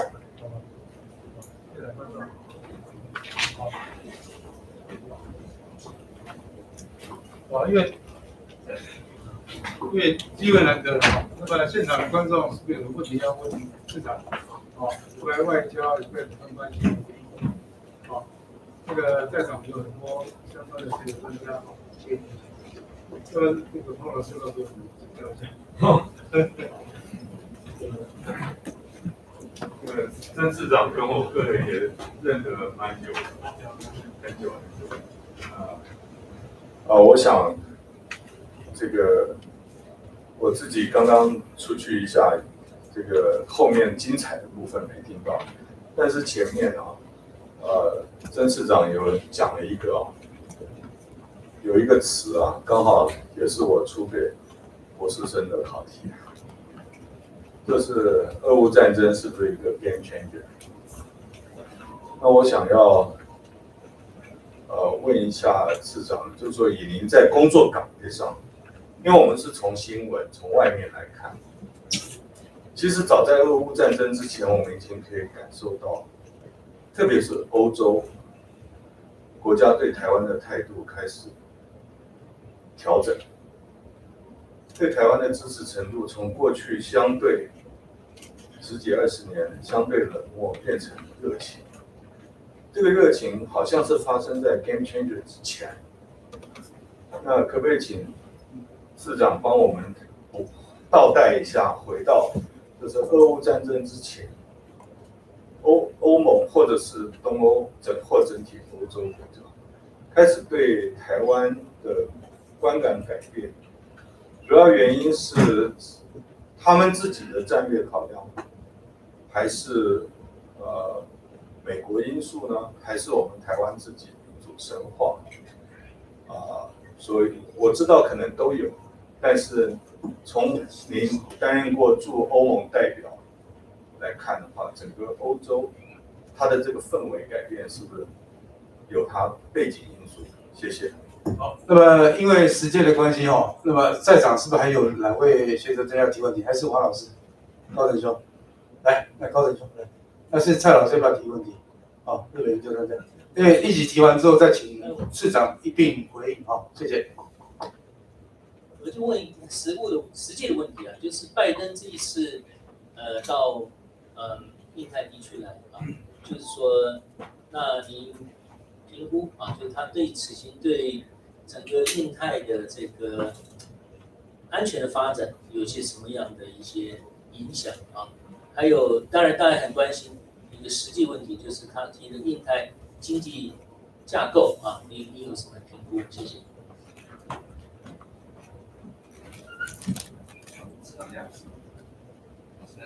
资金研究所，那刚好接着刚黄老师那个议题啊，事实上我个人也很好奇因为欧洲这个改变的话，我感觉应该是紧接于去年日本跟美国2+2会谈，因为他们在2+2会谈里面就有提到台湾海峡的和平与我们一般中文都讲稳定，那日方都会写叫安定，所以就叫安定台湾海峡的和平安定的重要性。但是呢，在日本首脑会谈在4月16号之后，后面再加一句，同时透过和平的对话。所以当然之后的话，我们才看到欧洲。我个人感觉欧洲的态度的改变是在去年，它当时紧追于美国跟日本的一个后面。所以我去年就用一个名词，就世界的2:1共识。因为它这产生另外一个新的一个共识。那我们大家猜是不是因为欧洲跟随美国的脚步呢？谢谢。OK， 感谢蔡所长这个刚刚这个很多意见那我也想请问市长一个问题因为拜登20号到22号到韩国访问，22到24到日本访问。那么在韩国访问过程当中，他跟这个新任南韩总统提到，这个他们要建立一个全面战略同盟那重点是在于说，重新强调维持台海稳定的这样重要性。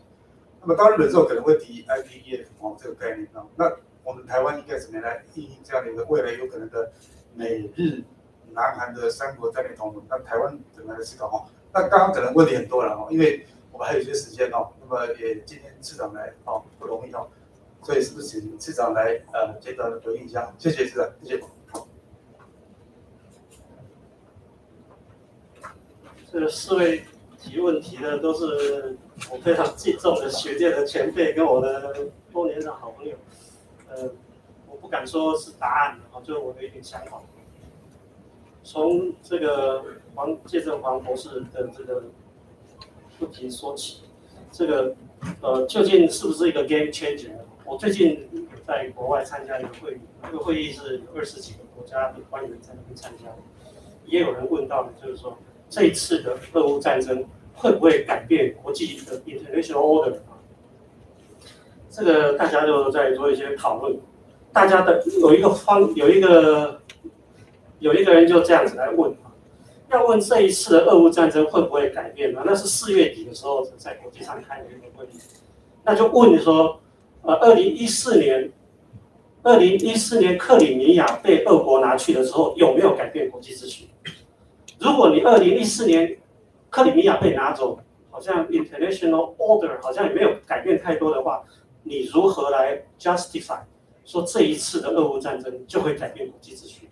那有一点点那个 philosophical 的这个 conceptual 的一个 answer 但是呢，我是觉得不太一样的，就是我刚刚讲，如果它是一个这个灰犀牛而已他如果就是假设乌东两省独立之后，他就不做什么动静，乌东两省自然被他自然吸收了之后，在西方还没有起而跟俄罗斯直接对抗之前，说不定那乌东两省就有如这个克里米亚，大家久而久之也就习惯了。希望你这个乌克兰呢自己能够get used to it 你反正这个大家不想看国际大乱。今天国际大乱是俄罗斯起的头啊，那个这个就没有办法停止，所以我是认为它是一个 game changer， 而且那个 game changer 呢还在发生之中。这个未来死了这么多人，人道的问题这么严重，不会说停战就没事了，会有战患的问题，现在已经有了。战患的问题现在还是一些比较很 junior 的一些小兵，然后呢，自然就会慢慢的扩充。重建的问题，重建谁要出经费啊？俄国不必出经费吗？俄国能出经费吗？有那个本领吗？这个所有一连串的问题这个数不清的，再加上北约，不要说东扩北扩了，今天我们刚刚又讲到印太版的北约的概念都出来了，这个东西你自然我最后的讲的时候也就是说，没有选边站的这种余裕那当然中国会脱钩，中国现在脱钩认为是可能对他国家是会有安全的，但是中国脱钩呢，他认为他有带一群人跟他一起脱钩，一群国家这是也就是非民主的那些阵营的这个国家，未来是怎么样？它不是冷战但是现在在往冷战的方向走，冷战的时候是两个阵营之间是没有经济活动这不是冷战的地方，就是并没有一个理念，并没有一个所谓这个共产主义，它现在的就是一个治理的模式，所谓 China Model、China Option， 这个现在其他的国家选的可能是中国选项，但是西方的这一部分，这个民主的阵营国家数也许没有那么多但是它的这个国力是比较强。我是认为它是 game changer 因为它的发展已经到这一天那第二个问题是副校长问到的这个拜登在印太访问的这个事情。事实上，美国要来拜登要来印太访问之前，就上个礼拜在华盛顿就召开了美国跟东协国家的这个峰会结果东协国家的领袖都有去参加了，也就是美国是整个印太的区域，他都希望能够做一些协调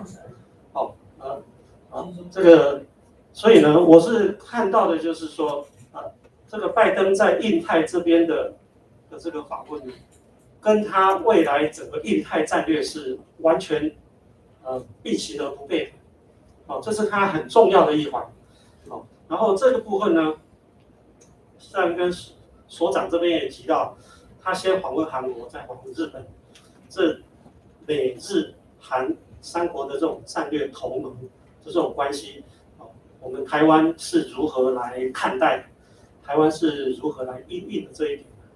我常常在欧洲的时候，我跟人家形容我们跟美国之间的关系，因为来跟我做一些谈话的一些工作对象，对这些事情都是有基本了解的。那他们都很好奇为什么美国对台湾的支持会一直看到它在成长，而台湾跟美国却没有这个官方的关系。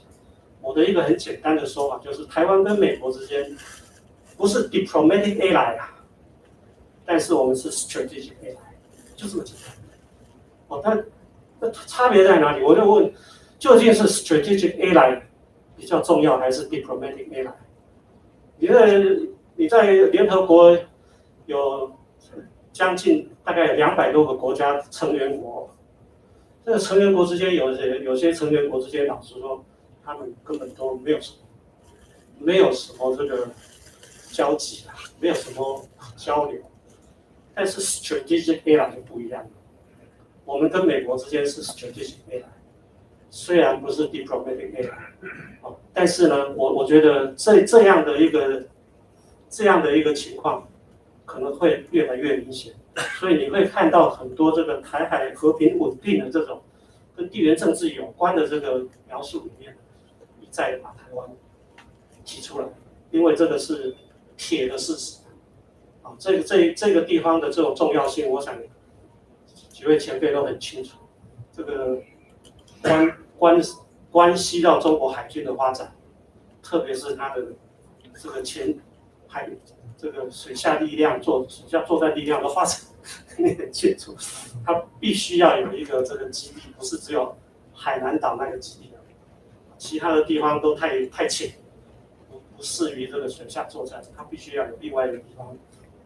美国人也很清楚，那这有关这个IPAD 这个印太经济这个叫做架构的这一件事情，一般都认为7月22号是今天就要到日本去了嘛，很可能就是在日本的期间会宣布。那这个现在国内的媒体在注意的，好像就是台湾会不会在名单上。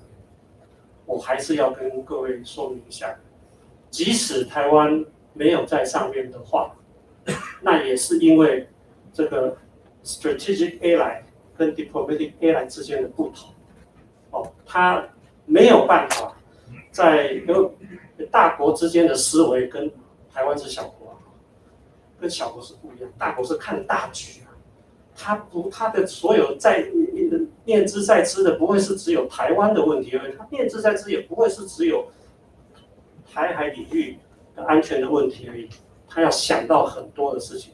美国毕竟是这个国际的这个最强的国家，它要关照的事情太多。如果有一件事情让它在其他的地方要关照有一点点困难，它必须要比如说跟台湾。要想出一个方式，让台湾之间在 strategic 这个 cooperation 上呢，能够持续感受到美国很强的支持，即使在一些外交的这个事情上，可能没有像其他国家一样的这个待遇。好，各位，这个必须要大家要很面对这个事实哈。我们外交的同仁非常清楚。我们是跟人家是没有邦交的，这个国际上的东西啊，它有一个游戏规则的，有邦交又是怎么一回事，没有邦交是怎么一回事。我曾经在南非断交的时候离开，断交之前一天，我还可以到他们外交部去跟他们谈最后的事情。断交下了棋这一天，我们所有的东西都进不去，所有的办公室都进不去，就是这么清楚的一件事情。那你怎么可以期待说你台湾在国际上就要跟别的国家一样的待遇呢？这是我们做外交的工作最困难的地方。可惜我们国人并不是很清楚。我们国人希望不是各位，还有很多立委啊、政治人物，他们在对我们政府在做这个问责的时候，都是人家其他国家都做得到，你为什么做不到？对不起，就不是其他国家的那种，这是国际上有一个游戏规则。不好，所以这个 IPAD 大家都很注意啊。那最后也是蔡所长这边的这个，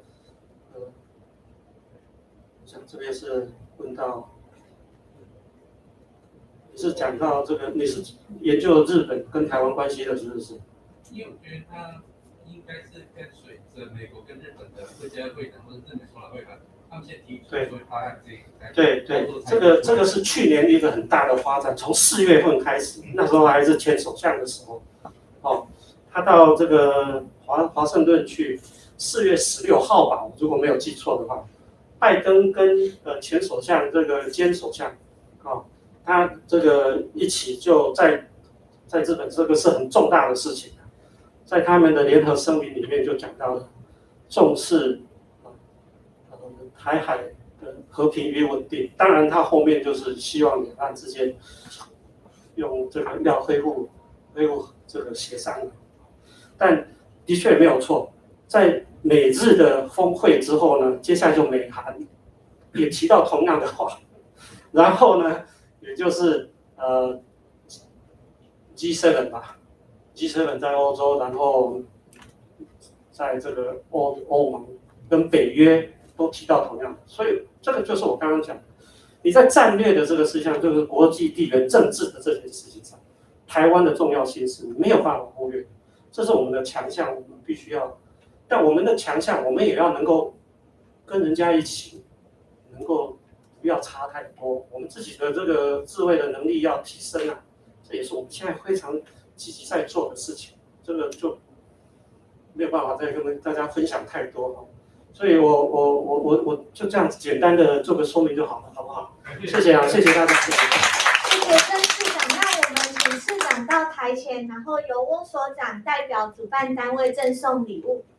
谢谢。那么我们简单送个感谢状给市长哦，他跟市长这个有个念好，等下请我会请这方面。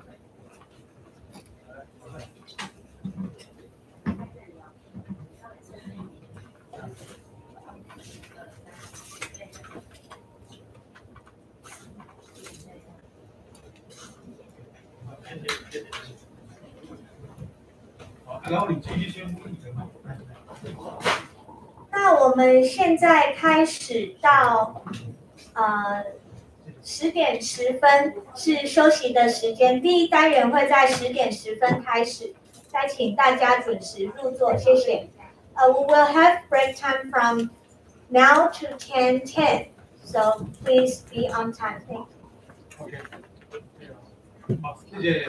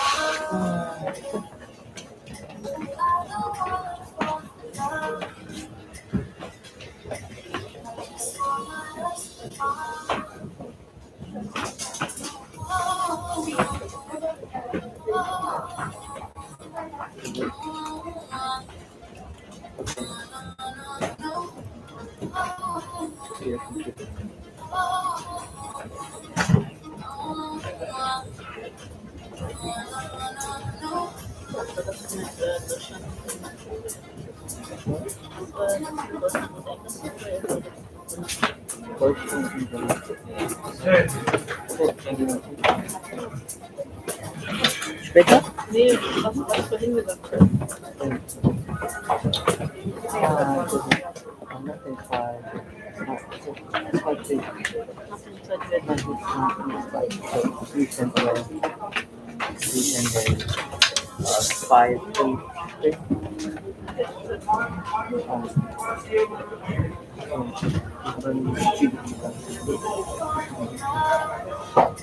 Ja, Cheng und so.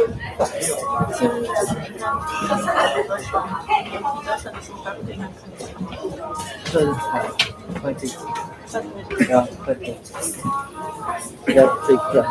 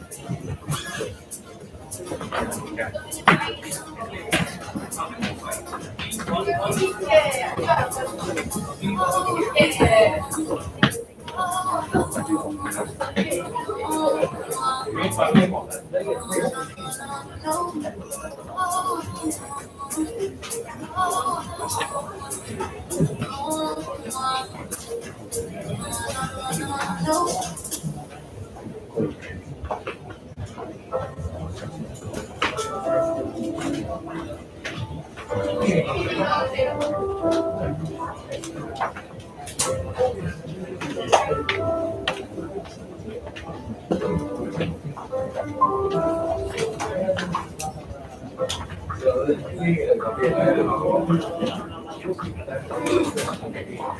位观众，大家好！第一单元即将在3分钟后开始，请各位观众尽速入座，谢谢。Hello, Professor Zemeski. The third section will start in 3 minutes.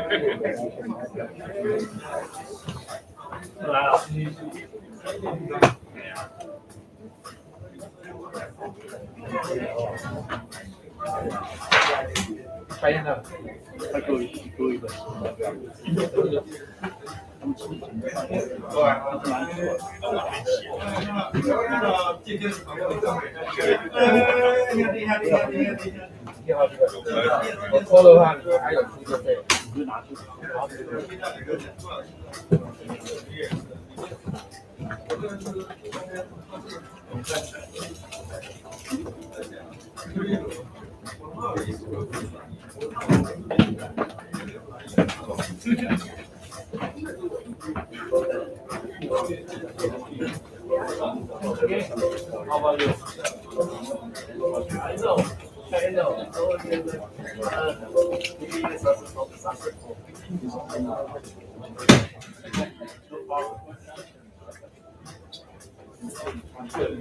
有啊，他讲这种话才天主观表现啊。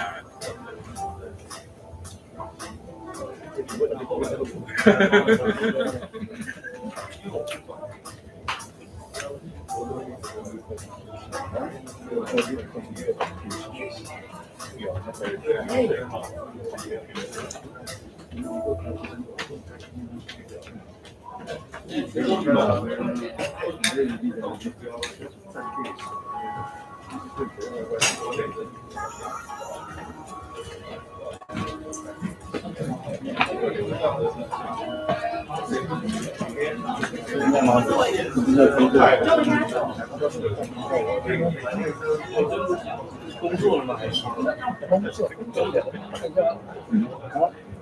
技术的帮我看一下谁啊？有请啊！工作没有工作啊？找到工作没有？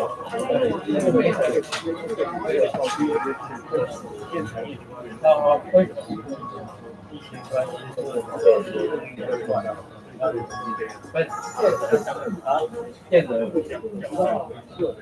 骗人，你知道为什么吗？很简单，正常。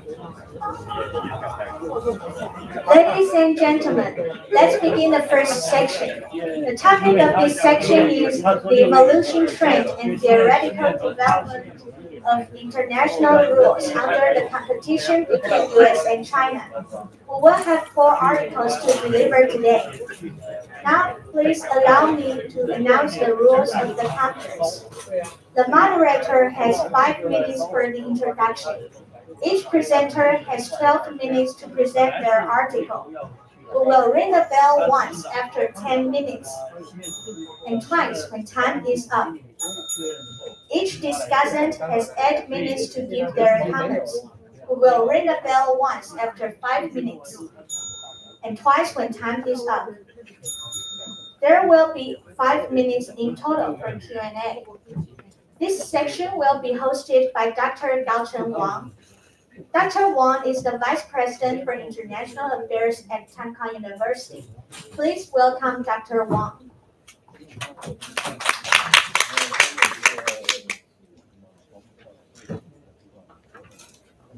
Okay, thank you everyone, and also for your coming. Right now we start the first section of today's conference. The topic of this section is the evolution trend and the theoretical development of international rules under the competition between U.S. and China. We will proceed in English. The part of this conference is international. So the first section we have several foreign scholars and so we will proceed in English. I think I'm going to first introduce all these presenter and discussant. We have 4 presenters and 4 discussants. The first presenter is the Uram Ali.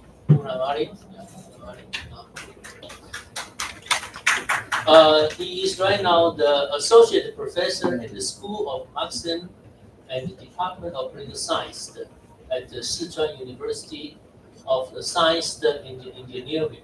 He is originally from Pakistan. But he stayed in Taiwan to teach through the remote channel. His paper discussion is Dr. Tseng Wang.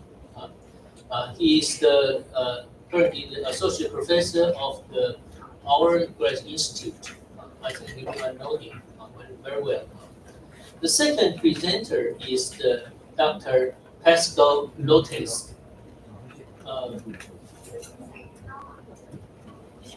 Dr. Pascal Lotes, can you hear me? Okay, he is on the screen. He is right now is the adjunct researcher at Waseda University. He is originally from Switzerland. Do you have any questions? No, I'm introduce you. Okay, can you hear me? Introduce to the audience. Hello. Okay. All right. Later we'll invite you to speak.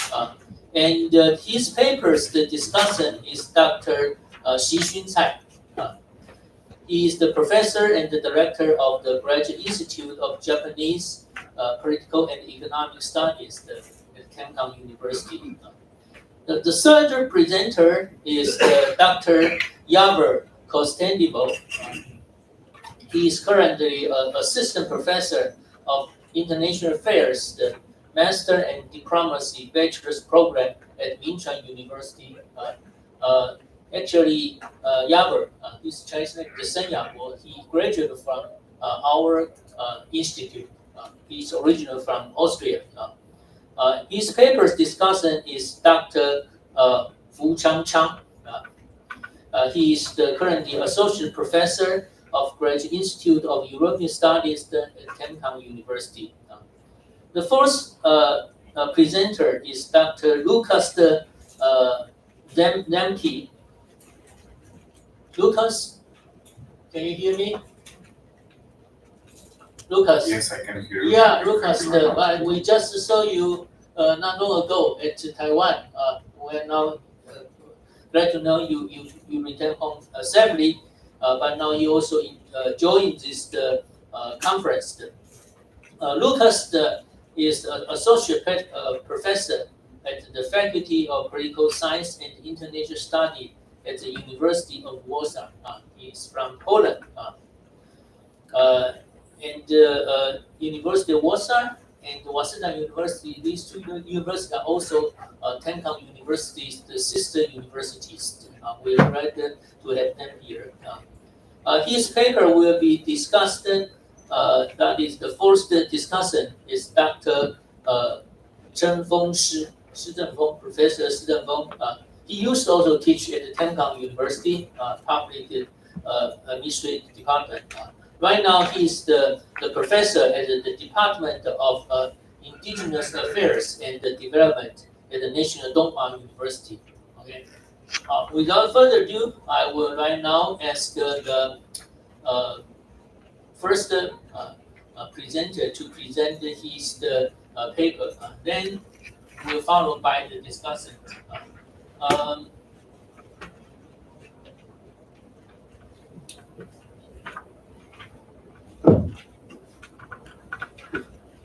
So, Dr. Ali, you will have the about 10 minutes, 12 minutes.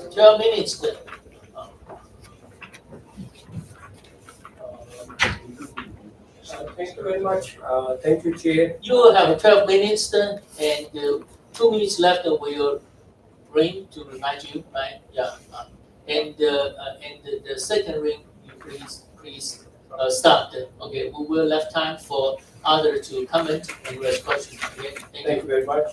Thank you very much, Chair. Thank you, discussion. And thank you very much, the audience. So this topic is about China-India border disputes.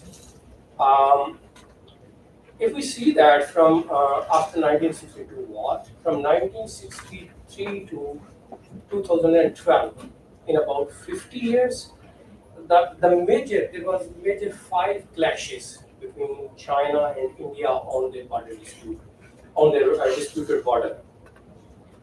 But we see that from 2013 to 2020, in about 8 years periods, there are 5 clashes. So on one hand, there is just 5 clashes in 50 years, and there is 5 clashes in just 8 years. So my question was, which I tried to explore, that what led to increase in frequency and intensity in Sino-Indian border disputes? So what has prompted those countries? I tried to explore this question by finding 3 major factors. First, of course, a disputed border. Second, I found that the role of nationalist leader in those countries.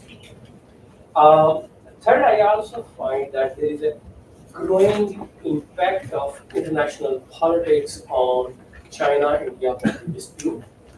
I will just focus on the 4. I think these 2 factors, role of nationalist leader and impact of international politics, is also discussed in international relations theories like agency and structure. Some scholars say that it's the impact of international structure which shape countries' policies. Some argue that these are the internal dynamics such as role of leadership. My main argument of this presentation is that it is the reinforcing interplay of these 3 factors which led to an increase in China-India border disputes in recent years. The total amount of China-India border dispute is 125,000 square kilometers. These are rounded figures. So it's almost 3 or 4 times the size of Taiwan. So it's a very huge border which is under dispute. Then we see that historically, most dispute among human beings was over territorial disputes compared to dispute for politics or for economic or ideological reasons. So that's also justified this. Then we see that this border is inherited from colonial times that add to its complexities. Then we see it's the longest and oldest. It's rugged terrain. It's very difficult to demarcate, and it has a strategic significance. So it's a very big territory. It has many other issues. So that's very natural that 2 countries have fought over disputed territory. Then finally, the territorial dispute between India and China also have direct link with Bhutan, Nepal, and Pakistan, which make it further complicated. My second main point is that this was territorial disputes, but the advent of nationalist leader in China and India accelerated it. In China, we've seen Xi Jinping came to power in 2013, and he got second term in 2019. In India, we see Prime Minister Modi, who came to power 2014, and he was re-elected 5 years later. both leaders are very assertive in their foreign policies and regional issues. We see that both leaders as assorted to nationalistics, and they competed for sphere of influence, and they both, China and India, are trying for great power status. And since they are located in the same region, the first area of influence is the same region where they are competing. Then we also see that since the emergence of the new assertive leadership, they have expanded their militarization, overall militarization, as well as militarization on the disputed border. Then they invoke the international politics to influence their bilateral rivalry. For instance, Xi's assertive policy concerned international community, and international community increased the inducement of India to stand against this common challenge. In India, from 1947 up till recent time, India followed the policy of non-alignment. India did not try to align with any major alliance.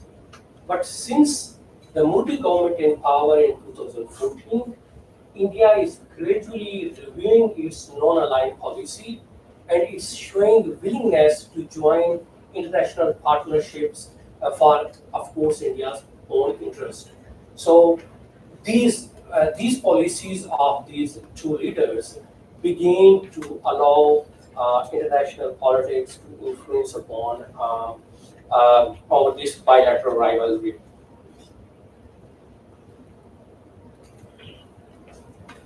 We also see, I found this, that the China factor has also impacted on Quad as a grouping, as well as individual member of Quad.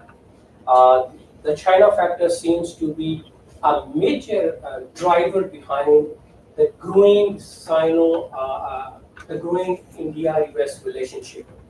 If you see the history of US-India relationship, they both remained in opposite blocks, or the relationship was quite limited. It's only by early 20th century, and especially from 2010 onward, that China, India-US relationship has started improving. As a result, India has emerged one of the largest recipient of US defense technology, US weapon. In 2001, there was not a single major arms deal between India and US. By 2020, India has acquired more than 20 billion US weapons. So this increase is seen in other as well. I'm seeing it already 8 minutes, so I just jump to the conclusion. Similarly, I found that the Quad is reactivated also because of China-India conflict. I also found Japan's have increased relationship with India as a result of China. Similarly, Australia, which was a distant friend of India in the past, is also coming closer to India because of China factor. Just to sum up, my conclusion is that China-India has one of the oldest border disputes, which is strategically very important. It involves a large territory, and this provides a foundation to Sino-Indian conflict. But what led this conflict to escalate was the role of nationalist leader and role of gradually impact of international politics. These new leaders, Xi in China and Modi in India, adopted assertive policies. They competed for sphere of influence. They accelerated military modernizations, and they invoked nationalistic sentiments within their own countries, and they allowed external politics to influence the relationship. Recent escalation have shattered stability which were maintained between the two countries in the preceding 4 years. It has exposed deep mutual tension between the two sides, and it has reversed diplomatic efforts two countries have made in the last 40 years to stabilize their border. Finally, I find that Sino-Indian border dispute is expanding beyond their territorial borders, in which international politics is also hugely influencing it. Thank you very much.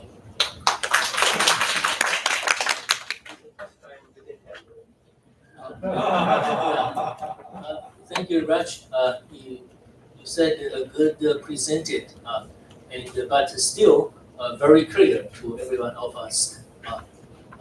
No crash, no crash with the rules. Okay, so that after Ali's presentation, now we invite Dr. Alex Wang to make his comment. Please, you have the 8 minutes. 8 minutes? Okay. Thank you for the invitation. I think this is a very clear written paper with a very structural analysis, especially highlights and given reasons that why we see a recent trend that developing between Beijing and New Delhi. I somewhat agree a lot with Professor Ali. As students of international relations, we all know that things are changing very fast. There are many uncertainties and unexpected events that may lead to a change of the international order or regional balance. There are several points that we need to continue to think. I think the list, a table that lists the border disputes between China and India is very helpful for people to understand with a clear picture that what has been going on and what has been resolved. China and India are both countries with long history. So the accumulative wisdom between the two nations or two cultures are very much enriched compared to other area of the world. So in a sense that we understand that geographic connection define the bilateral relationship. And right now, no one can say that China-India relationship is a bilateral issue because it involves a lot of parties. I do not have any criticism to the paper, but rather I would raise several points for Professor Ali's reference. The first one is to compare the Belt and Road versus Act East policy. How much security and or economic ingredients in these two policies? And whether there is a clash between the China look west and India look east beyond the border dispute, which brings the China-India relationship into a wider regional competition. Of course, Japan, Australia, both contributed to, if not shape, the India's policy toward the Indo-Pacific region. However, India by itself, it has a long-standing non-alliance policy. So my second point is, do you see that this is the end of non-alliance policy for sure for India? That countries need to choose sides. And I think Prime Minister Modi has played a so far so good, beautiful game that between China and the United States, or between China and Russia. But would that be able to continue, given the conditions that we see that more and more, especially after the Ukraine situation, that countries will have less ability to play on both sides. So I would like to ask you, if you can compare India and compare Prime Minister Modi and Prime Minister Lee Hsien-loong in their efforts to make an inquiry and raise the issue to the world that can we be framed with both the United States and China. So this is my third question. The last one is that I somewhat agree with you because I did not write the paper, but I talk a lot about the leadership role in the bilateral relationship. I think Modi is a strategist. I attended his speech twice in person, and I'm pretty much impressed by this. Xi Jinping, is very hard, a hard person. Nobody knows that how long he will stay there.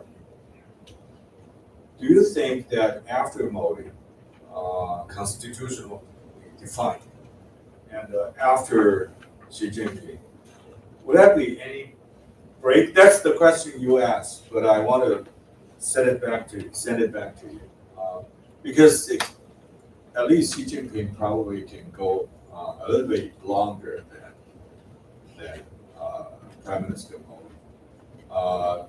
So I'm not asking for their personality, but I want to ask you, from your perspective, do you see anyone Modi style after him in India?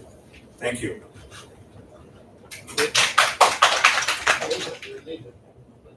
Okay, thank you, Professor Wang, to give his comment and several questions to the presenters. We will have time for them all of the presenters to respond. The second presenter is Dr. Pascal Lotest. Pascal, can you hear me? Yes, I can. Okay, now Thank you very much. It's your turn to make a presentation. You have the 12 minutes. Please follow the time. Thank you very much. Thank you very much, everybody, for the invitation. Thank you, Dr. Wang, for this wonderful conference. I will now share my screen with you where I have my presentation. I hope that this will work. Here we go. I suppose so. Now you should be able to see my screen. So what I do in this paper is I'm a Swiss right now in Japan. I am neither Taiwanese nor Chinese nor American, but I am trying to approach what I see as the most important question of maybe this decade, which is, to me, how to avert a war between the US and China over and in Taiwan, how to avert a crisis like what is happening right now in Ukraine, here in the Pacific. This, to me, has absolute strategic priority because the potential of Taiwan to become the Sarajevo of our time is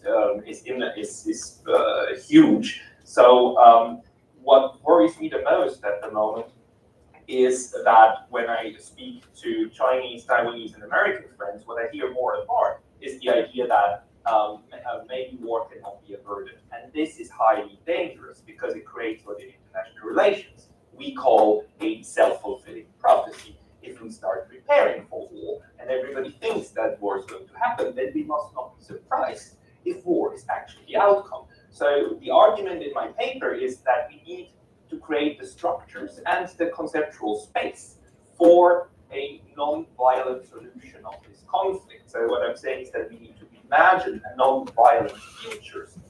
That's important because right now we're living in a non-violent present. But the argument of the paper is that the non-violent fundament is unfortunately running out.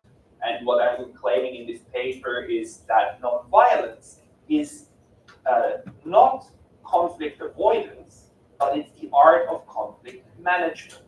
How to keep a conflict going without it going into the military sphere. The argument is that all nations have conflicts with each other, but the ones that don't go to war are the ones that then lead to successful political solutions over time. So what are the options is something that I'm asking. We know that we have Taiwan and a large proportion of the Taiwanese population who thinks that independence is the way forward, but we know that PRC is saying no to that.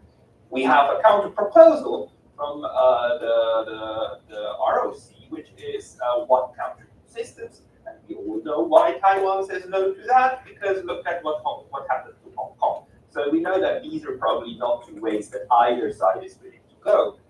But we also have the status quo, and the status quo currently is working to the extent that there are no bombs falling on Taipei. Right? So we have something that's working, so maybe this is the way forward, but the problem is that the fundament is eroding. Before continuing, what I want to give you is a short example from what I did about 12 years ago when I was working with young adolescents, 14, 15, 16 years old, and talking about conflict prevention. What we do what we did back in those workshops was a game called the castle game. The castle game, you divide these young people into two groups, about 8 each, and you separate them and you give them separate instruction. Group number 1 has the instruction to form a circle with their arms, and this circle is their castle, and they have to defend the castle. And you give them the instruction that you, group number 1, can win if you make sure that nobody of group number 2 gets inside your circle for 3 minutes. Group number 2 is instructed that they have to break in, that they have to get inside the castle, and that they will win if they manage to bring somebody inside the castle within 5 minutes. You might be knowing where this is going. What usually happens is that these young people clash, and they have these fights of like how to get somebody inside. It can get quite violent. Usually nobody gets hurt, but anyhow, once the dust settles, you bring them together, and they have to talk about each other's about the objectives, and what they learn is usually probably what you can figure out, that there's a mismatch. There's a 2-minute window. If the first group manages to defend to just keep the castle as it is for 3 minutes, they win. But the second group has 5 minutes, right? So if the first group could just open and let somebody in, and that way let both parties win without any form of actual physical violence occurring. So the question of my paper and my talk here is, where can we find these 2 minutes in the cross-strait conflict? Where's this space that would allow for a win-win situation to emerge? The point is, we already have a win-win situation right now. We need to just appreciate that.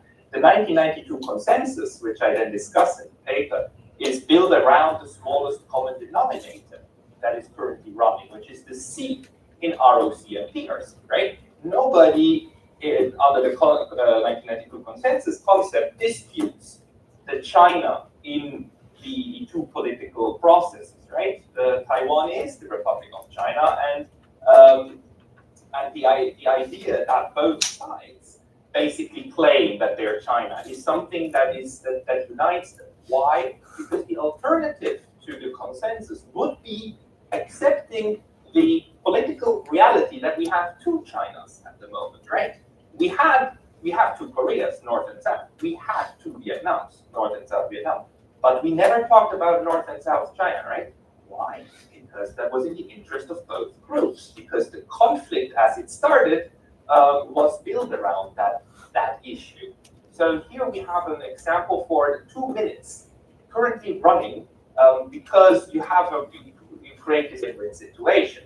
So what we need to appreciate is just how well this fiction worked in keeping the situation, keeping the conflict under the level of violence, interstate violence, and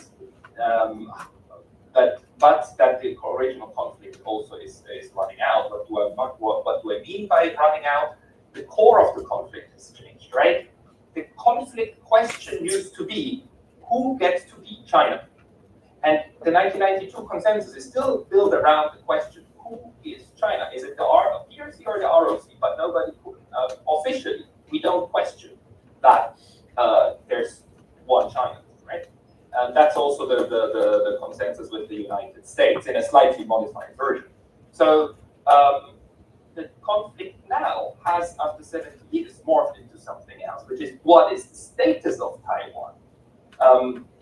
The can Taiwan rule itself, is it an independent country, yes or no? And here we have this problem of sovereignty, and the change of the problem is quite well expressed in the way that the passports of Taiwan recently changed from what you see on the left to what you see on the right, where the word Republic of China in English is shrunk into a tiny little space. So at the moment, nobody really has an interest, or the interest in emphasizing Republic of China as where the conflict is coming from is eroding. So the idea is eroding that Taiwan is still the Republic of China. That's why I think, also if you look at it culturally, we are headed towards a dead end for the consensus, which is so problematic. But we can learn something from the current consensus, which is a fiction can work in keeping the peace. The consensus is an example of peace building by disagreement. Two parties do not need to interpret a compromise formula in the same way for it to work. 30 years of stability, right, since 1992, it works quite fine. And avoiding extremes can be a common position. And here I would just like to emphasize the Confucian ideal of Tseng. So military power alone does not suffice for stability. I do not negate the importance of the military in managing the cross-strait crises and so on. Military aspect is very important, but military alone does not create political consensus, political formulas to go forward. We need to have what I call conceptual space for a new consensus that can replace the one that's running out. So what can we imagine could serve as a new smallest common denominator for the cross-strait conflict? That's the big question. And I don't have silver bullet answers. I just have certain proposals that I'm making in the paper. What I'm saying is they don't need to be proposals that solve the conflict. They just keep them under the violence point. And you don't need both parties to actually say yes to the same formula. You just need to avoid that they say no in order to go forward. Thank you very much.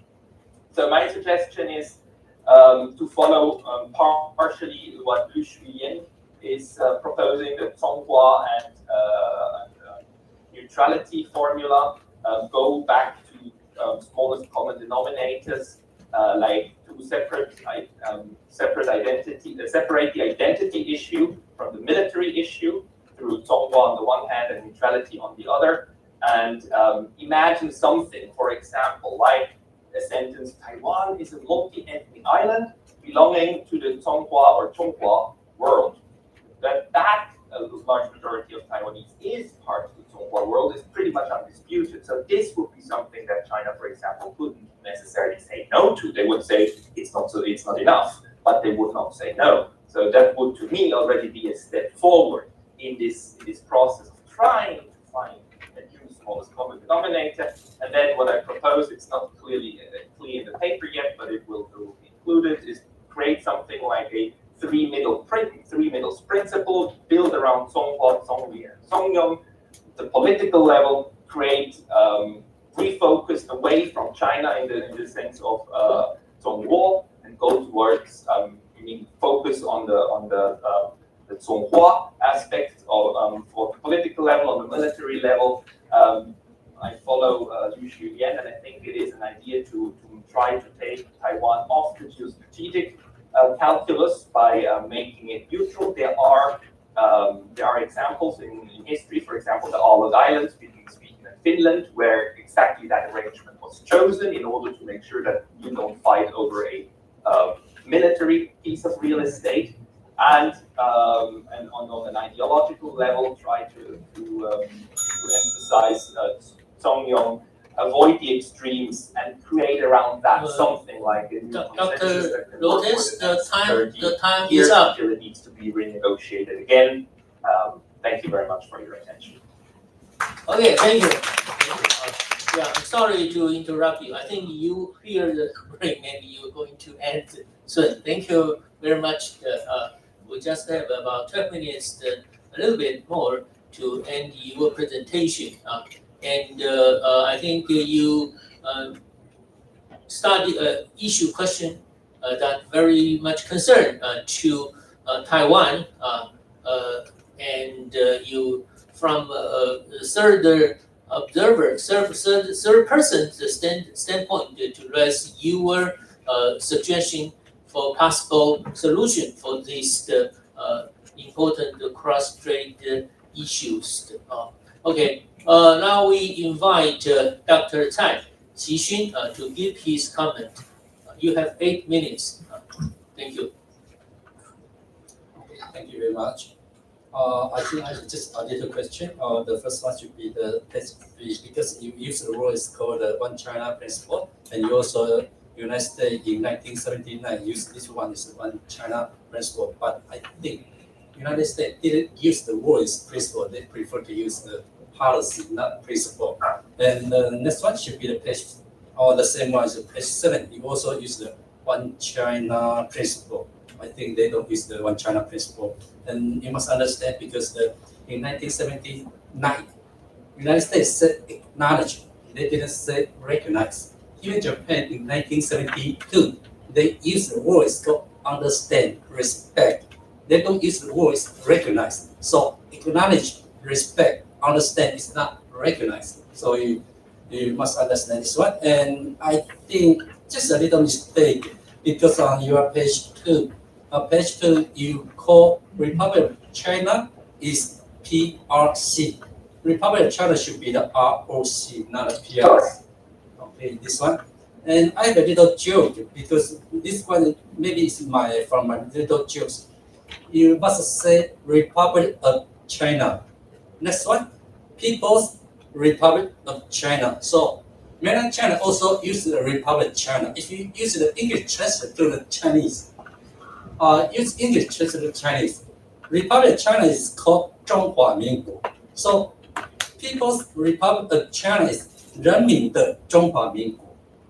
You see? So you use the Chinese and English you mix, but you use the Chinese to understand. So I will say Republic of China also used in mainland China because the name is 人民的中华民国, not 中华人民共和国. You know what I mean? And you also say the 1972 the consensus. But the consensus you must understand that One China we don't use the policy or the principle. Basically, we only say that One China, different interpretation. You must have different interpretation. And the page 1, because I think is before you have your speech, you say I'm not American, I'm not Japanese, I'm not Chinese. To me, you want to say I have so many excuses. But on your page 1, 5th sentence, you say the great power competition. The great power competition is United States world. You know what I mean? The great power. Because great power competition, this one is the White House paper. White House, this one. But Japan, they say the state-to-state competition. But that's why I'm just so curious because you stay in Japan. why you didn't talk about Japan? You also use the American style. And only the same one, the page one. The page one, your subtitle is Imagine the Escalation. Fifth sentence, all sides. What is all sides? But you say all sides only Taiwan, China, and United States. All sides. This one is all sides. No, it's a triangle size, a triangle relation. It's not all sides. So if you say all sides, you must say maybe South Korea, maybe Japan, or maybe some country, because to us, Japan is also important to us. So you say all sides. So this is why I'm so curious about this one. And page two. Page two, you said good fiction. So you said good fiction. That's why remind me, what is the bad fiction? Because you say good fiction, and just I said Republic China and People's Republic China. People's is keyword, and Republic China. So you have the same word, you know. And another one should be the page 3. Page 3, just I said de facto existence. But you know that de facto, this word means from competition, you become a de facto. As I know, as my grammar is from the French. It's not from the English one. So the de facto must be from competition. And just as I say, the principle, we don't use this one, it's principle. And United States didn't use the word, it's called principle. And the page 3, page 4. Page 4, you also use this one, is called real. Why you say the one's real? Basically, we don't say the real. So, talking about the real, you must think about the fake, the false. And I must remind you, United States said in your page 4 is the first sentence, acknowledge. United States never said recognize. Japan didn't say recognize. 1972, 1979, understand, respect. And another one, okay. Dr. Tseng Yat-sen. Dr. Tseng Yat-sen is the founder of Republic of China. And you also say the page, what you said, page 6. This is our passport, just change our design. This one should be the good one. So you already write in here, you see, 中华民国护照. In yours should be 1, 2, 3, 4, 4th sentence and 5th sentence. So Republic of China is 中华民国. So just say again, repeat again. I'm sorry, I must repeat it. People's Republic of China translated to the Chinese should be the 人民的中华民国. And so page 7, you must say, I think United States didn't use the one China principle. The escalation. So to the Zhonghua, you know, the Zhonghua, this word is already on our country name because our country name is 中华民国, is already there. Okay, and to the your conclusion, I'm so curious. So because it's only 2 options, we don't have only 2 options. The first one, who is China? Second one, can Taiwan be independent?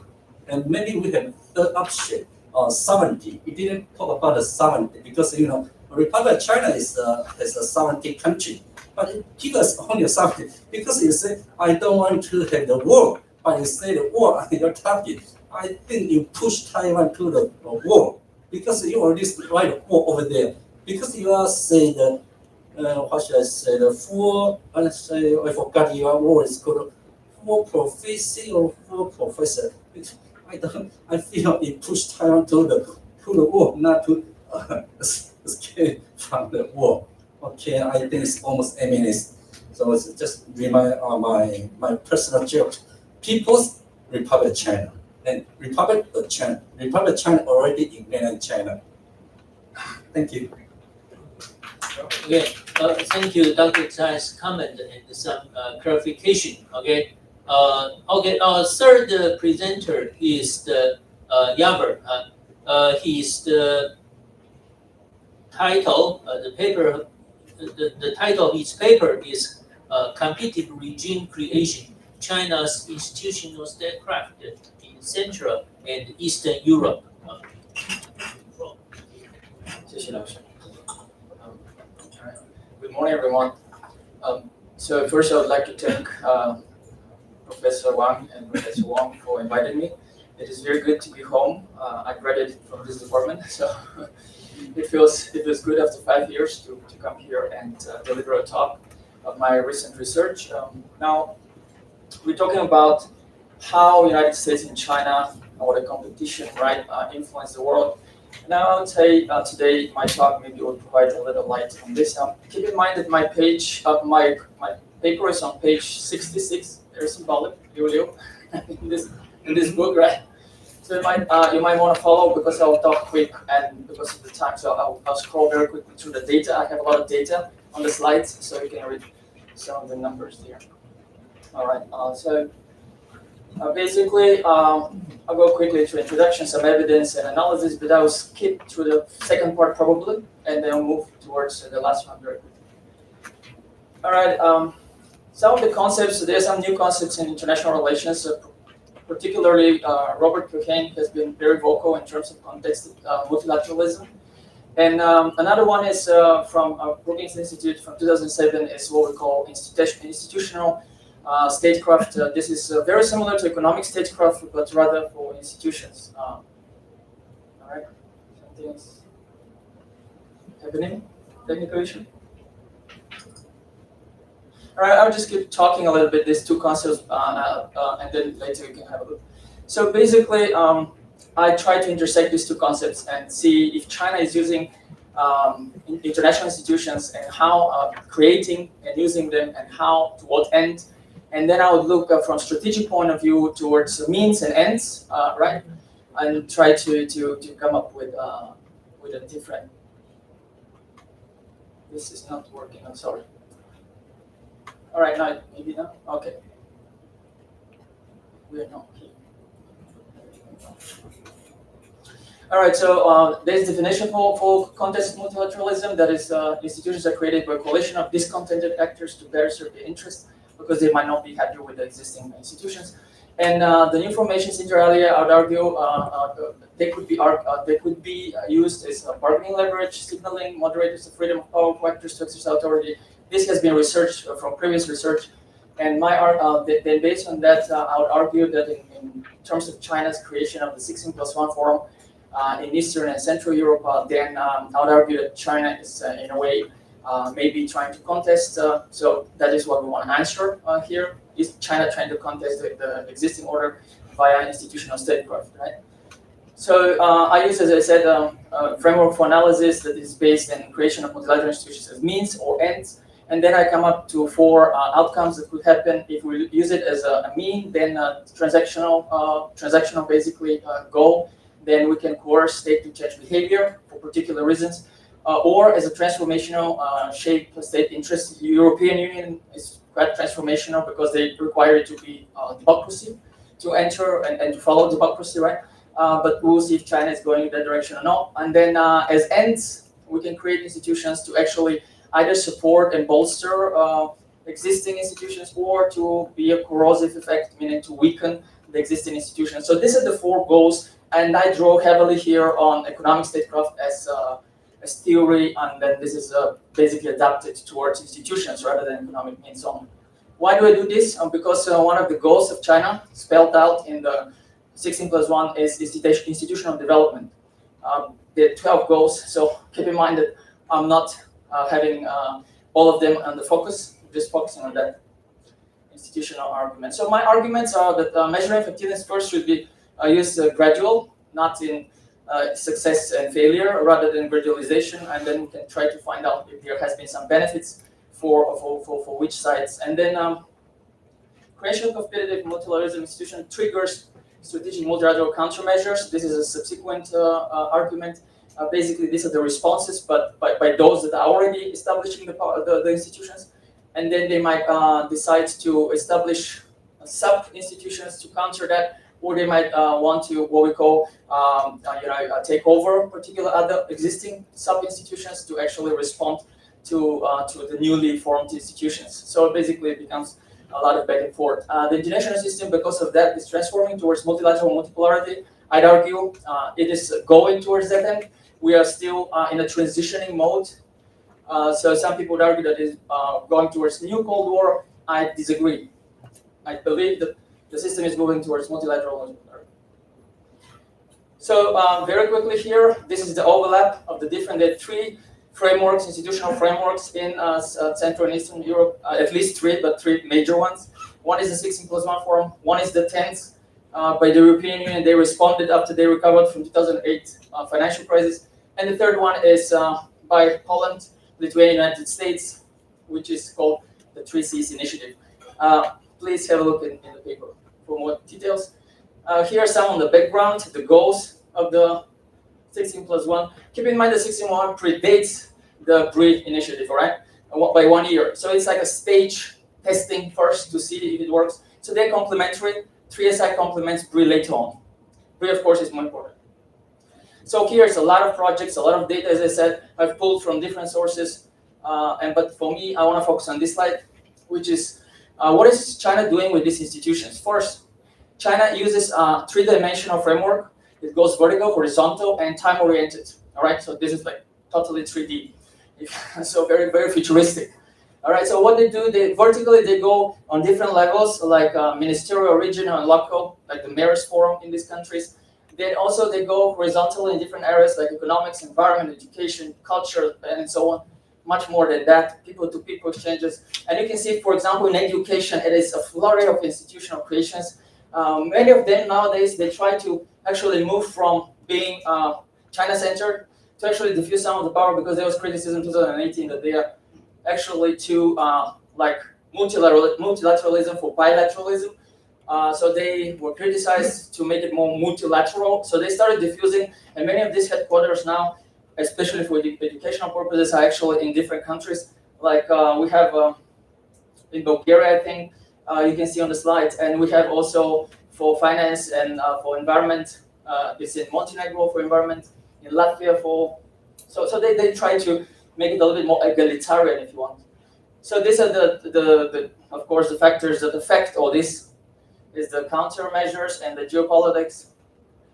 And I will focus now a little bit more on discussion. So I analyze according to the framework that I presented, transitional effects, transformational, bolstering, and eroding effects. Now, if you look at the transitional effects, there has been some successes, especially in Hungary. In Hungary, we have definitely correlation between Hungary's move towards China. Hungary already started moving in 2008 with what we call Eastern policy, Eastern opening policy, and I was very happy to play with China because of the dry up of cash in the West after the crisis. And then we have here basically China being challenged, I said that earlier, and then we have developments in local and sectoral institutionalization that tries to reduce those asymmetries, like that's why those forums were created.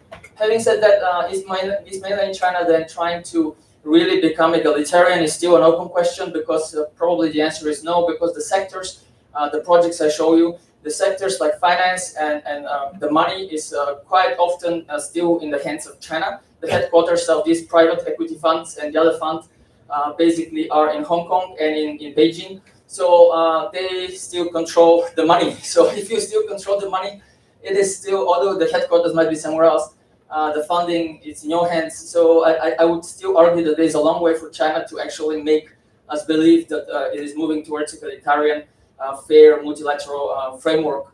So it is still China leading these countries, these little countries need to consider that.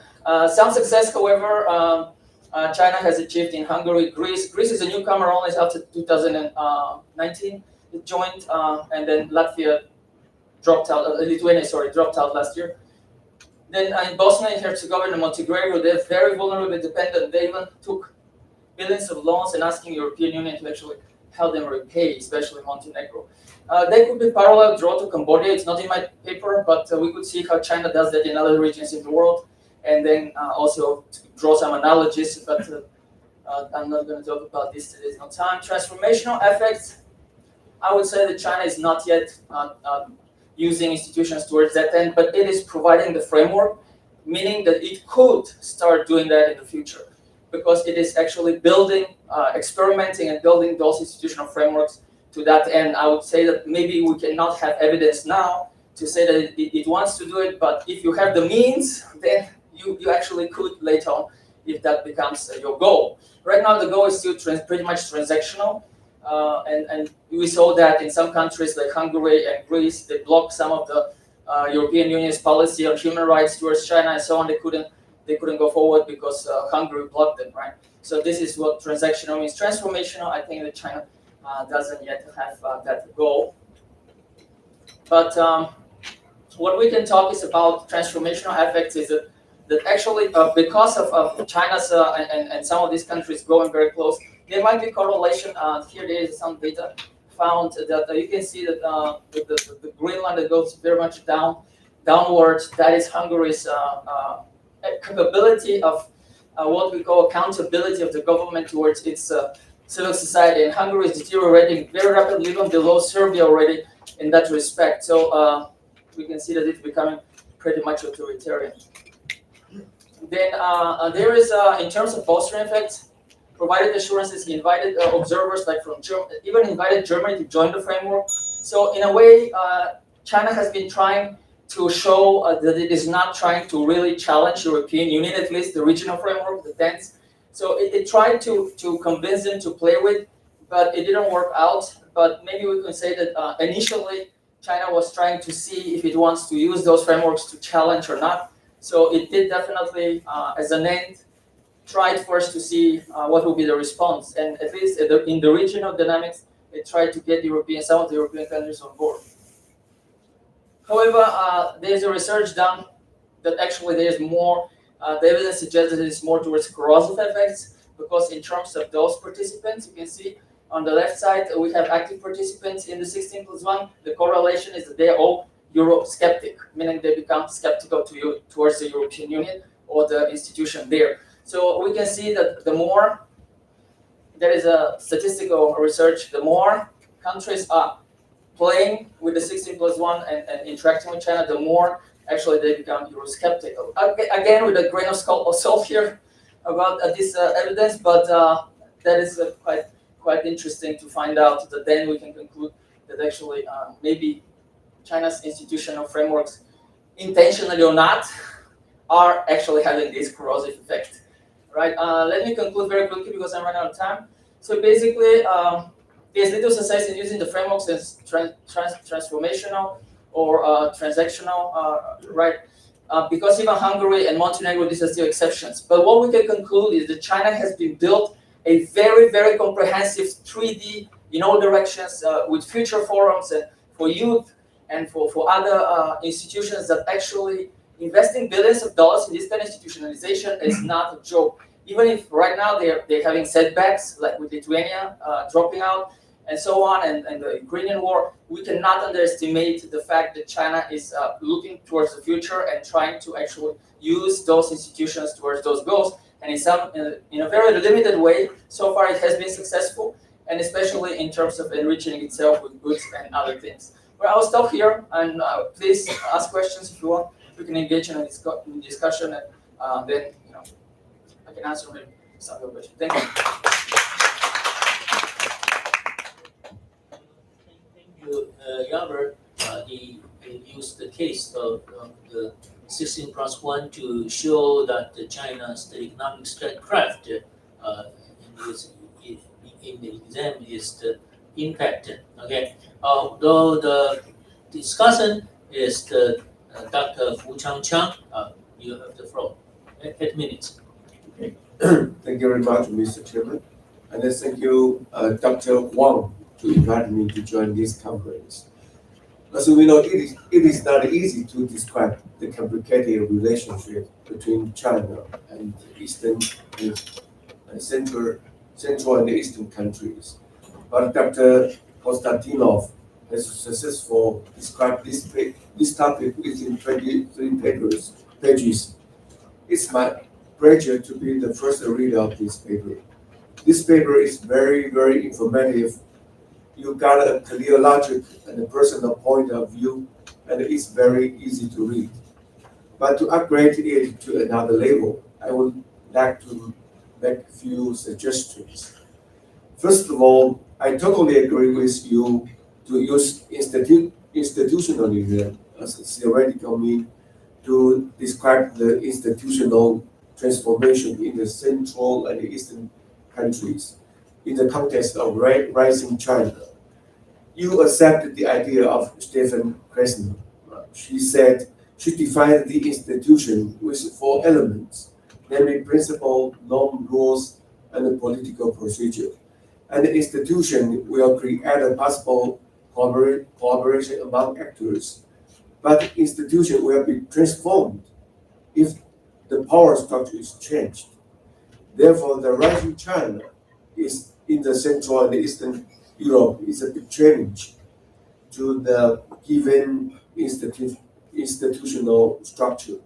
So a competitive regime is existing.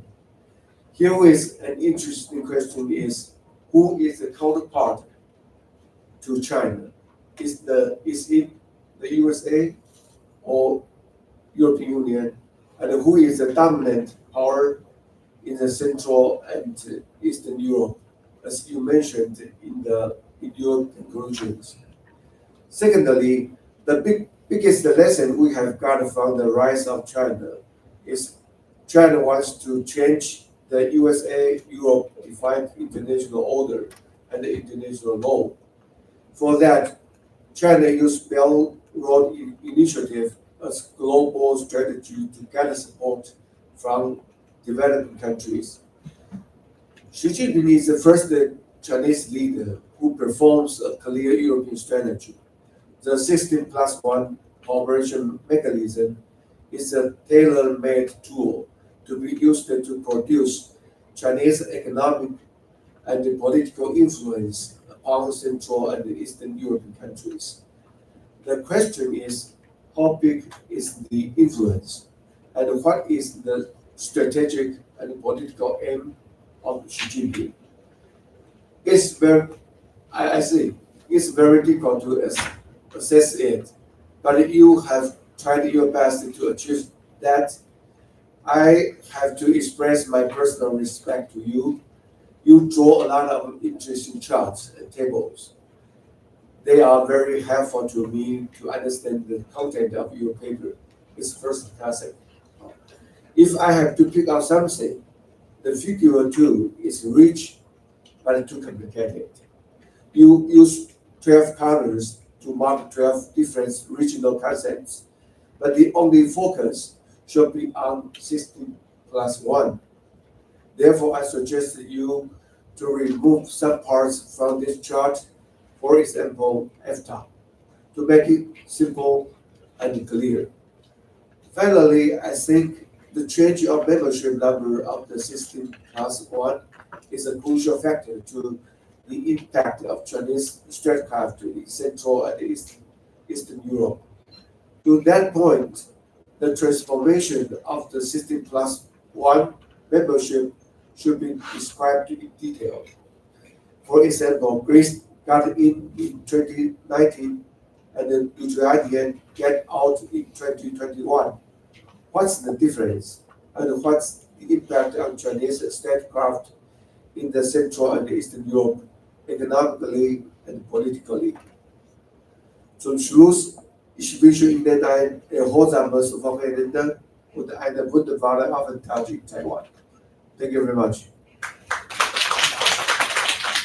Thank you, Dr. Cheng's quite abundant and clear comment on Yaver's papers.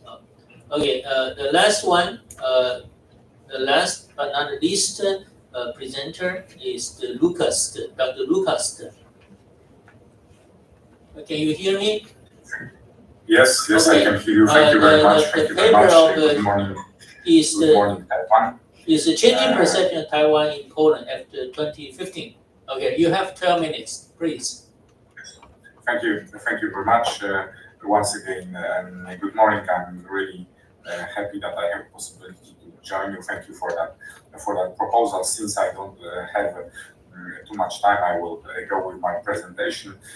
Please allow me to present my screen, my presentation. a second.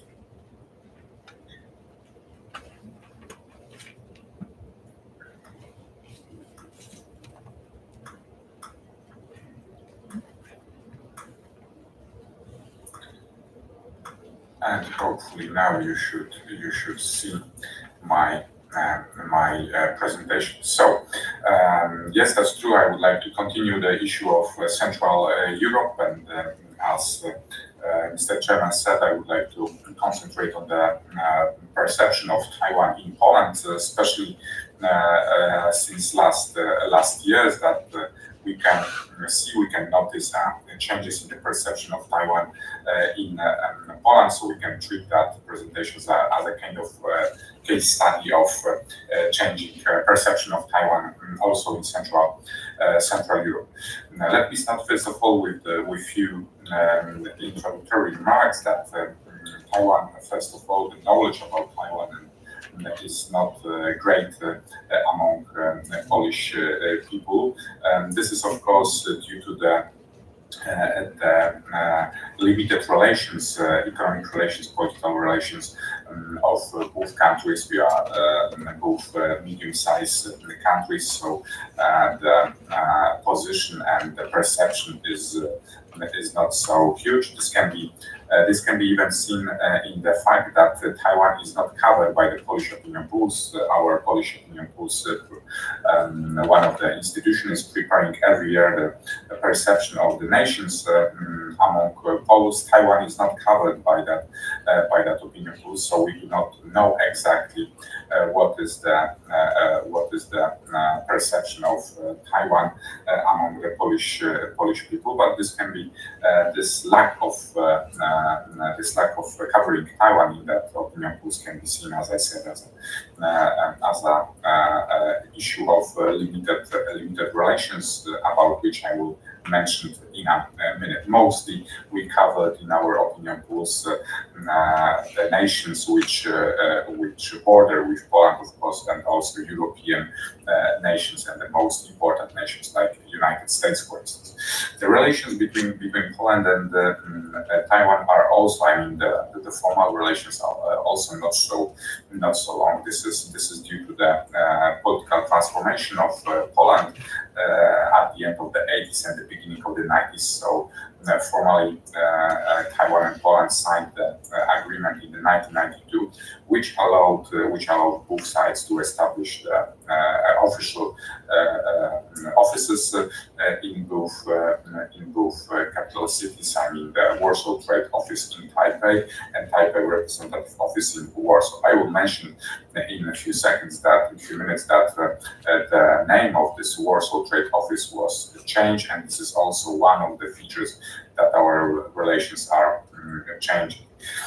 So when we talk about and when we want to study the relations between Poland and Taiwan, we need to underline that mostly attitudes among Poles, Polish public institutions, and among the citizens are mostly resultant of the Polish relations with the United States and the People's Republic of China.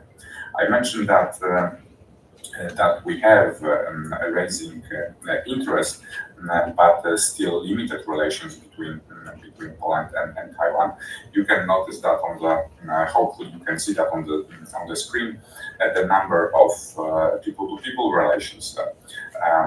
Visitors from Taiwan to Poland was rising last years. Of course, the peak was before the pandemic. Pandemic has changed a lot, so hopefully next year we are going to have again a bigger number of Taiwanese people visiting Poland and the Polish people visiting Taiwan. But as you can see, this number was rising last year, but the peak was more than 3,050 Taiwanese people visiting Poland. The very similar situation was when it comes to the Polish people visiting Taiwan. You can also see that the peak just before the pandemic, and it was a bit more than 8,000 Polish people who were visiting Taiwan. So from one one hand, we can notice the rising number of the people visiting each size, but also still quite limited number of the people.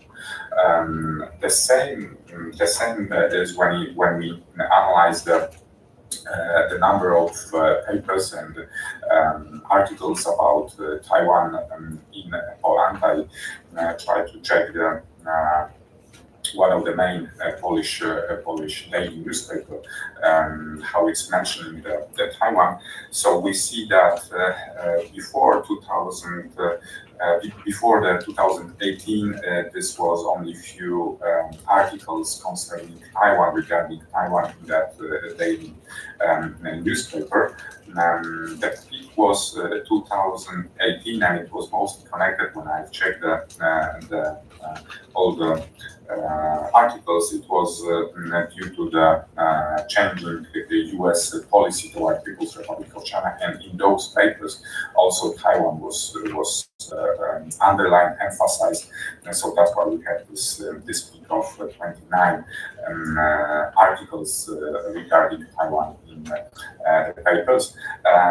But last year, as you can notice, the number of those articles was also a bit higher than before 2018, because it was mostly, as you can see, 6, 3, 4 papers. The last year it was 9, 10. So hopefully it means that we'll have this growing interest in the situation in Taiwan. Most of those papers, of course, cover the issue of recent policies, tensions with People's Republic of China, but also, for instance, the pandemic policy of Taiwan, which was highly emphasized last year and in 2020.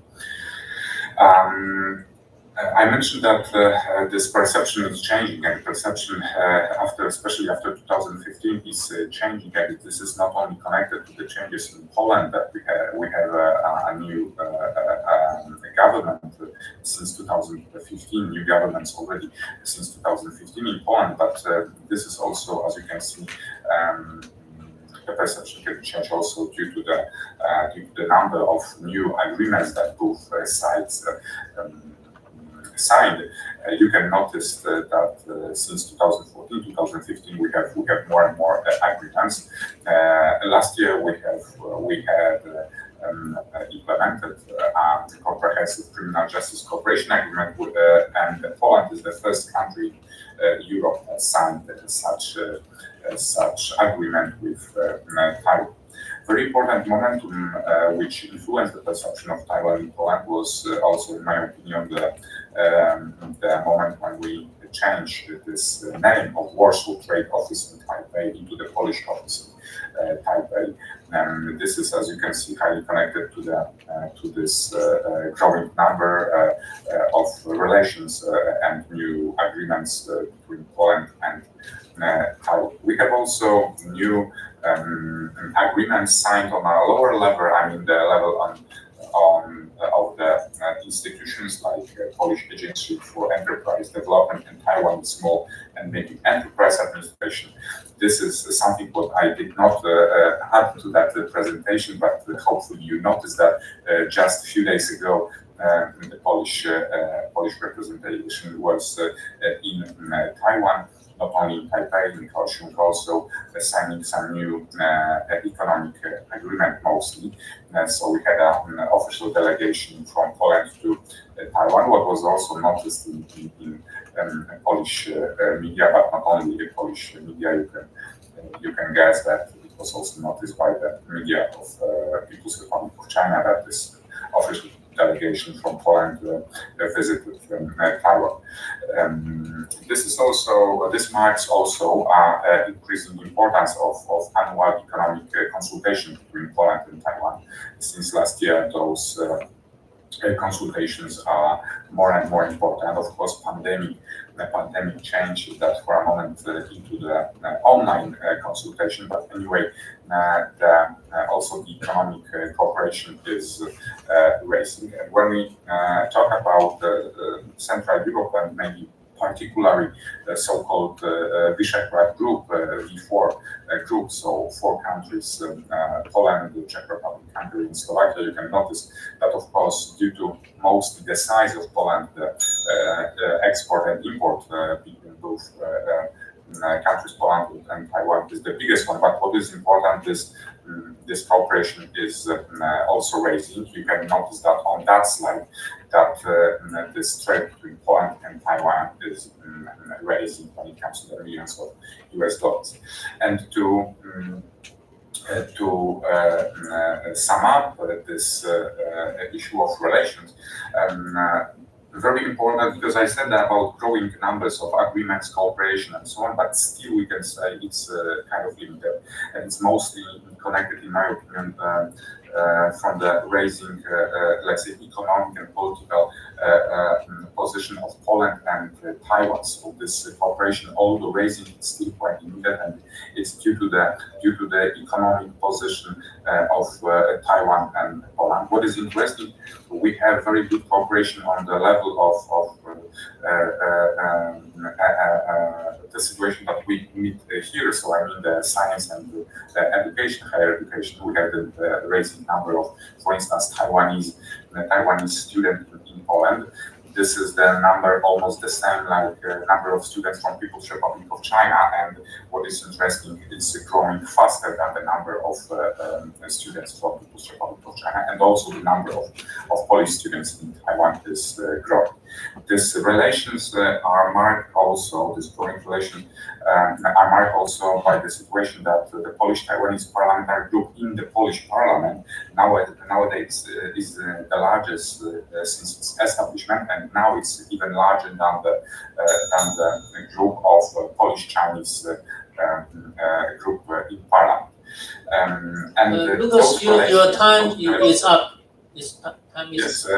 So only the last slide you can see, and mostly the Taiwan is raised in Poland also due to the changing international environment in international environment. So last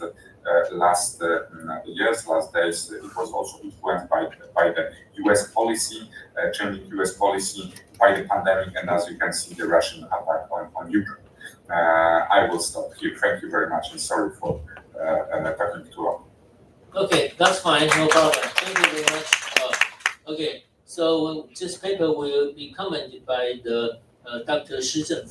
Please, you have 8 minutes. Thank you, Dr. Remaking, for the brief and yet imaginative presentation. As is illustrated, the knowledge of Taiwan among the Polish have been superficial, if not scanty. This low interest is largely due to geographical distance between the two countries. And yet, in the past roughly 10 years, the contact between the two has been increased in terms of trade, tourism, and culture, press.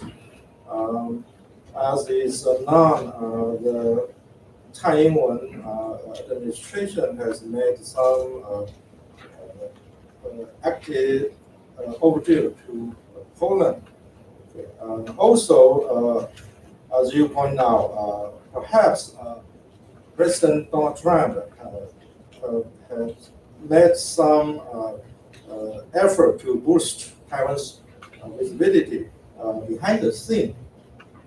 But on the other hand, the Taiwanese has been impressed by the Polish people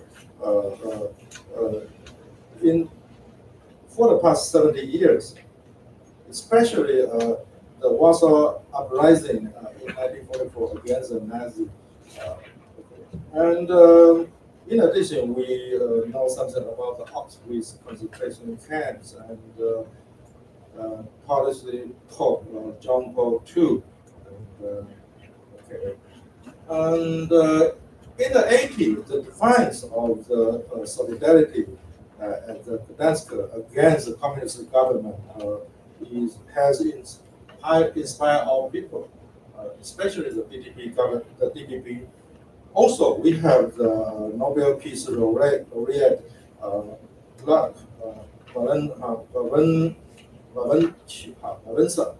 Actually, he visited Taiwan twice in 1996 and 2007. Also, the current Taipei City Mayor, Kao-Cheng, Poland, a couple of years ago. So, the research question would be, if you like to turn this paper into a journal article, there will be 3 research questions. The first one would be, how Donald Trump had helped to boost Taiwan's visibility, what he had done to help Taiwan. What is the deal? And the second one would be, is this kind of increasing contact between the two sustainable? In addition to maybe Donald Trump's personal motivation, would the international system has changed, or the partisan position has changed, especially would the Biden administration would offer different help. I'm not sure about this. As you know, Taiwan has purchased a lot of arms from the United States, but then recently, they have different strategy. And then the old deal has been called canceled. And then what happened next? We don't know. Finally, we would be interested. In the past, our people at the last level, we have been exposed to some college trained doctors. We call it OPO. And compared to young bride from Ukraine, there is any other way to deepen and widen the relation between the two people. One night stand, just one night stand. Okay. But long-term friendship need to be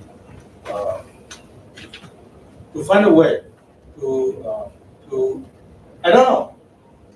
Maybe our people are parochial. We are only interested in the United States and Japan. In the past, we really don't pay too much attention on Central and Eastern Europe. Is there any other way that can boost our exchange? I'm not sure. Okay. I myself is a Catholic. Catholic is a minority, even among the Christians here in Taiwan. Okay, so is there any other way now? I'm not sure. Maybe you have good alcohol. I don't know. Mocha. I'm not sure about that. Okay, welcome to Taiwan, and thank you. I enjoyed the reading. Thank you, Dr. Sien-Chong's comment and questions. So far, we have ended all these presentation and comment. How much time we still have? 5 minutes for the whole section. Okay, yeah. So probably we don't have the time left much. But someone's curious, is anyone want to raise question from the audience? Any question? Okay, you have one question. I think the paper is very excellent. Just I just want to just raise the question in what the China conflict. The military conflict, just in the end of the result, is unlikely to settle the current conflict. And I just have a question. And if it's just restrict to the border, or it will expand to the regional or national. That is my question. Okay, I think that's fine. Because we don't have much time. Okay, just one question. Yeah, thank you. You can ask him later. Okay, so we'll ask the presenter to respond to the commentator's question and one question from that gentleman. Okay, we'll start from Ali. Probably everyone have one minute. Okay, 1 minute. Yeah. I think thank you very much, President Alexander, for your time and very constructive comments. And I found them really useful for the region. And I agree with them. I think it's in 1 minute I can only say that on the first question, that is China's Belt and Road Initiative and India's Act East policy are competitive? I think both countries view each other's project with concern. India declared opponent to BRI. It has opposed the BRI, and but it's also participated in AIIP. China seems less concerned about India's Act East policy, mainly because it's in a higher position. It has more strong, it has more deepening influence, it has more tool to use. Non-alliance, I think India is only using case by case. On Ukraine crisis, India didn't follow the Quad members. Leadership, in my opinion, is the most crucial. In any case, you just look at the US, everything was same, all institutions were same. Trump came and he jolted everything. And you see the Saudi Arabia, in which a very conservative society, the current crown prince is transforming it. So leadership in case of China, India would remain very important. If the same leadership continues, I think there's unlikelihood of any major change. If new leadership comes, what would be their policies would define the future of China-India relationship. China-India conflict has been is expanded beyond their borders. Thank you very much. Thank you. Okay. I didn't start in after. I think the 1 minute is too short. I changed the rule. Sorry, I changed the rule. So it's 2 minutes. 2 minutes. Okay, 2 minutes. Yeah. So right now we invited the second presenters. That is the Pascal, Dr. Pascal. Dr. Pascal, you have 2 minutes to answer the comments. Thank you very much, but I'm also aware that this takes off the 2 minutes of your lunch break, so I'll try to be very brief. Thank you very much for the comments that you gave me. They were very helpful. First, you point out the mistakes that are in there, which will definitely be corrected. Secondly, you point out very importantly that I don't discuss sovereignty, which is very crucial. The problem with sovereignty is that it is an all or nothing concept. You have it or you don't, or at least that's how it's being discussed. And looking at the places in between, how sovereignty can be managed, is probably an important discussion to have. So thank you for this, and also thank you for pointing out all of the precisions that need to be made, especially in like concerning the names. This is a very, very valuable clarification to make. So I hope to be in touch with you, and look forward to the future events of the university. Thank you very much. Okay, thank you. We also look forward to see you in the future as well. Okay, the third presenter is the Yaver. You also have 2 minutes to answer the comment. Thank you, Dr. Zhang. Professor Zhang, thank you so much for your comments and for your prize. I would agree with the figure. Yes, definitely needs to change, and also I agree that there should be more on Greece and on the late membership. And actually, that also is a response to 2018's criticism, and basically because Greece is touted as a bilateral success by Beijing in cooperation. So they probably wanted to pull it in, pull Greece in to give more clout as a successful experiment, as a successful experience, so that the others will be more calm because they were kind of pushed back because many of the projects were delayed as in the evidence, right? So many of the countries got a little bit like, we're not getting as much as promised, as agreed, as promised. So I think Greece came on board because of that. And Lithuania dropped out last year, majorly because it was happening under current trade war and current dynamics in Eastern Europe.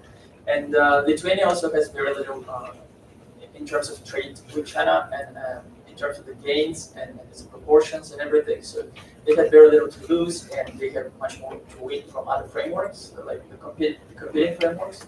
Many of these countries, as in the colors, they're forum shopping, especially 405. Definitely, the Nordic countries, they have this kind of forum shopping. They participate in all forums and try to get.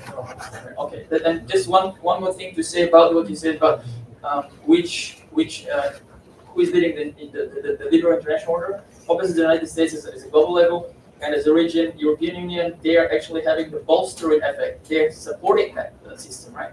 And now the question is, will China's institutions will also try to bolster or to actually to be corrosive to that order? And I argue that regionally in Europe it has been corrosive.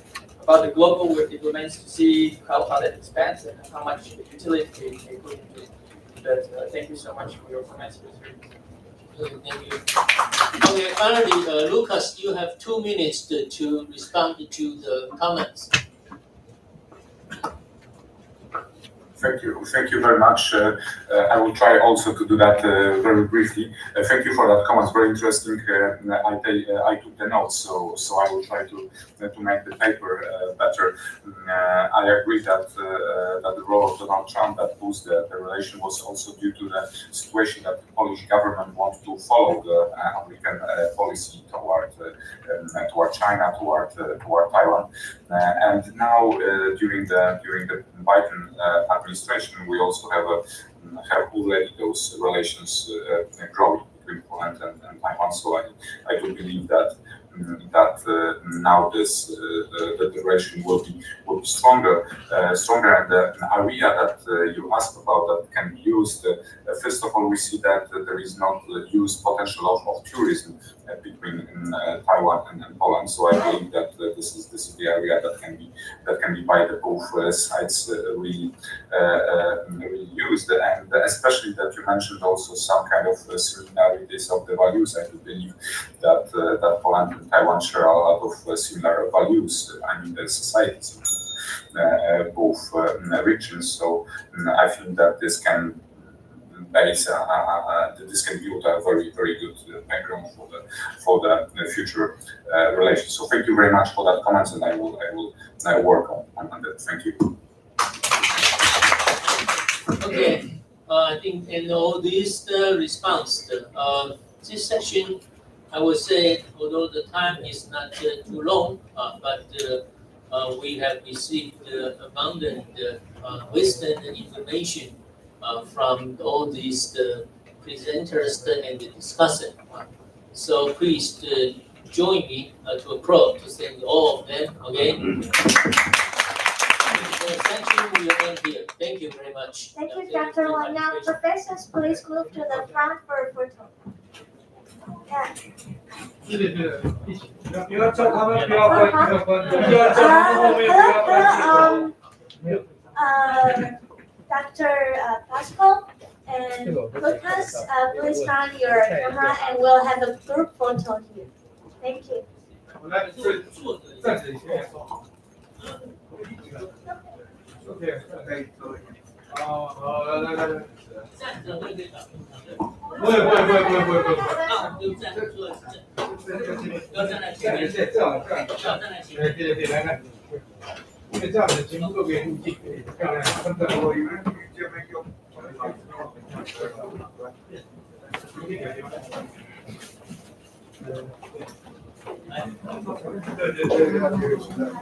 So, okay. And so for the audience, please move to room 211 and 212 for lunch. And we will have lunchtime, the break time from now until 12:30.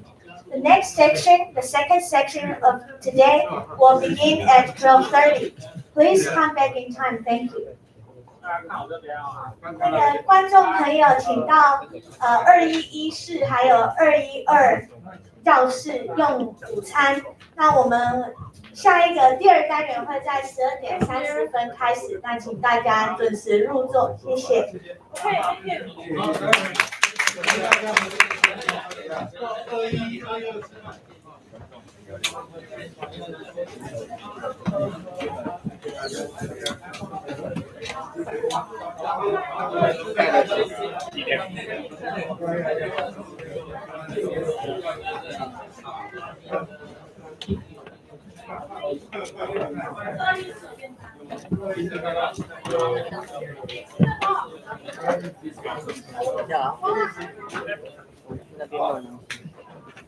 Thank you. Good, very good paper. Good job.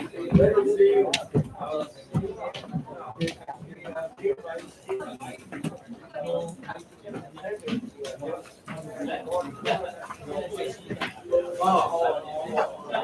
Yeah, I do not have university name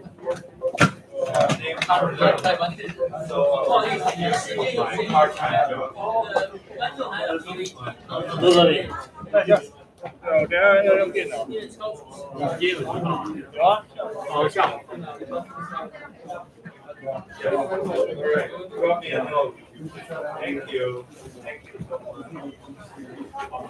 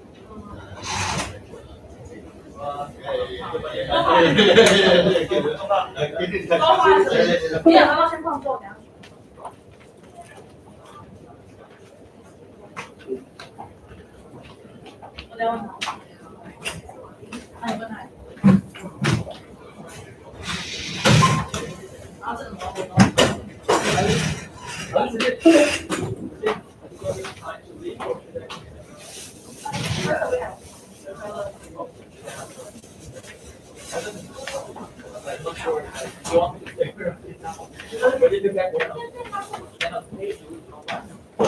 天是哪一家啊？ Are you a student here? I'm from Japan. Oh, you are from Australia. Reason for Studying for You see, my students didn't come, but students from other departments came because I have a lot of students asked them to come and nobody could turn up. No, I understand this as well. 这边吗？欢迎是哦，老师呀。 Alright, we do have international affairs and diplomacy. I'm pretty interested. If you can come join our department sometime, feel free. Alright, thank you.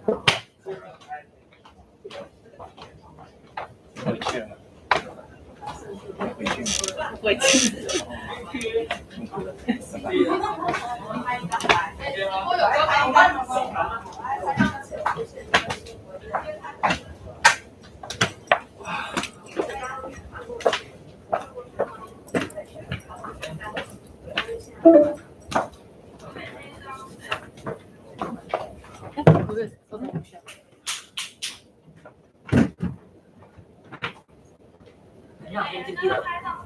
哎，直播关了哈。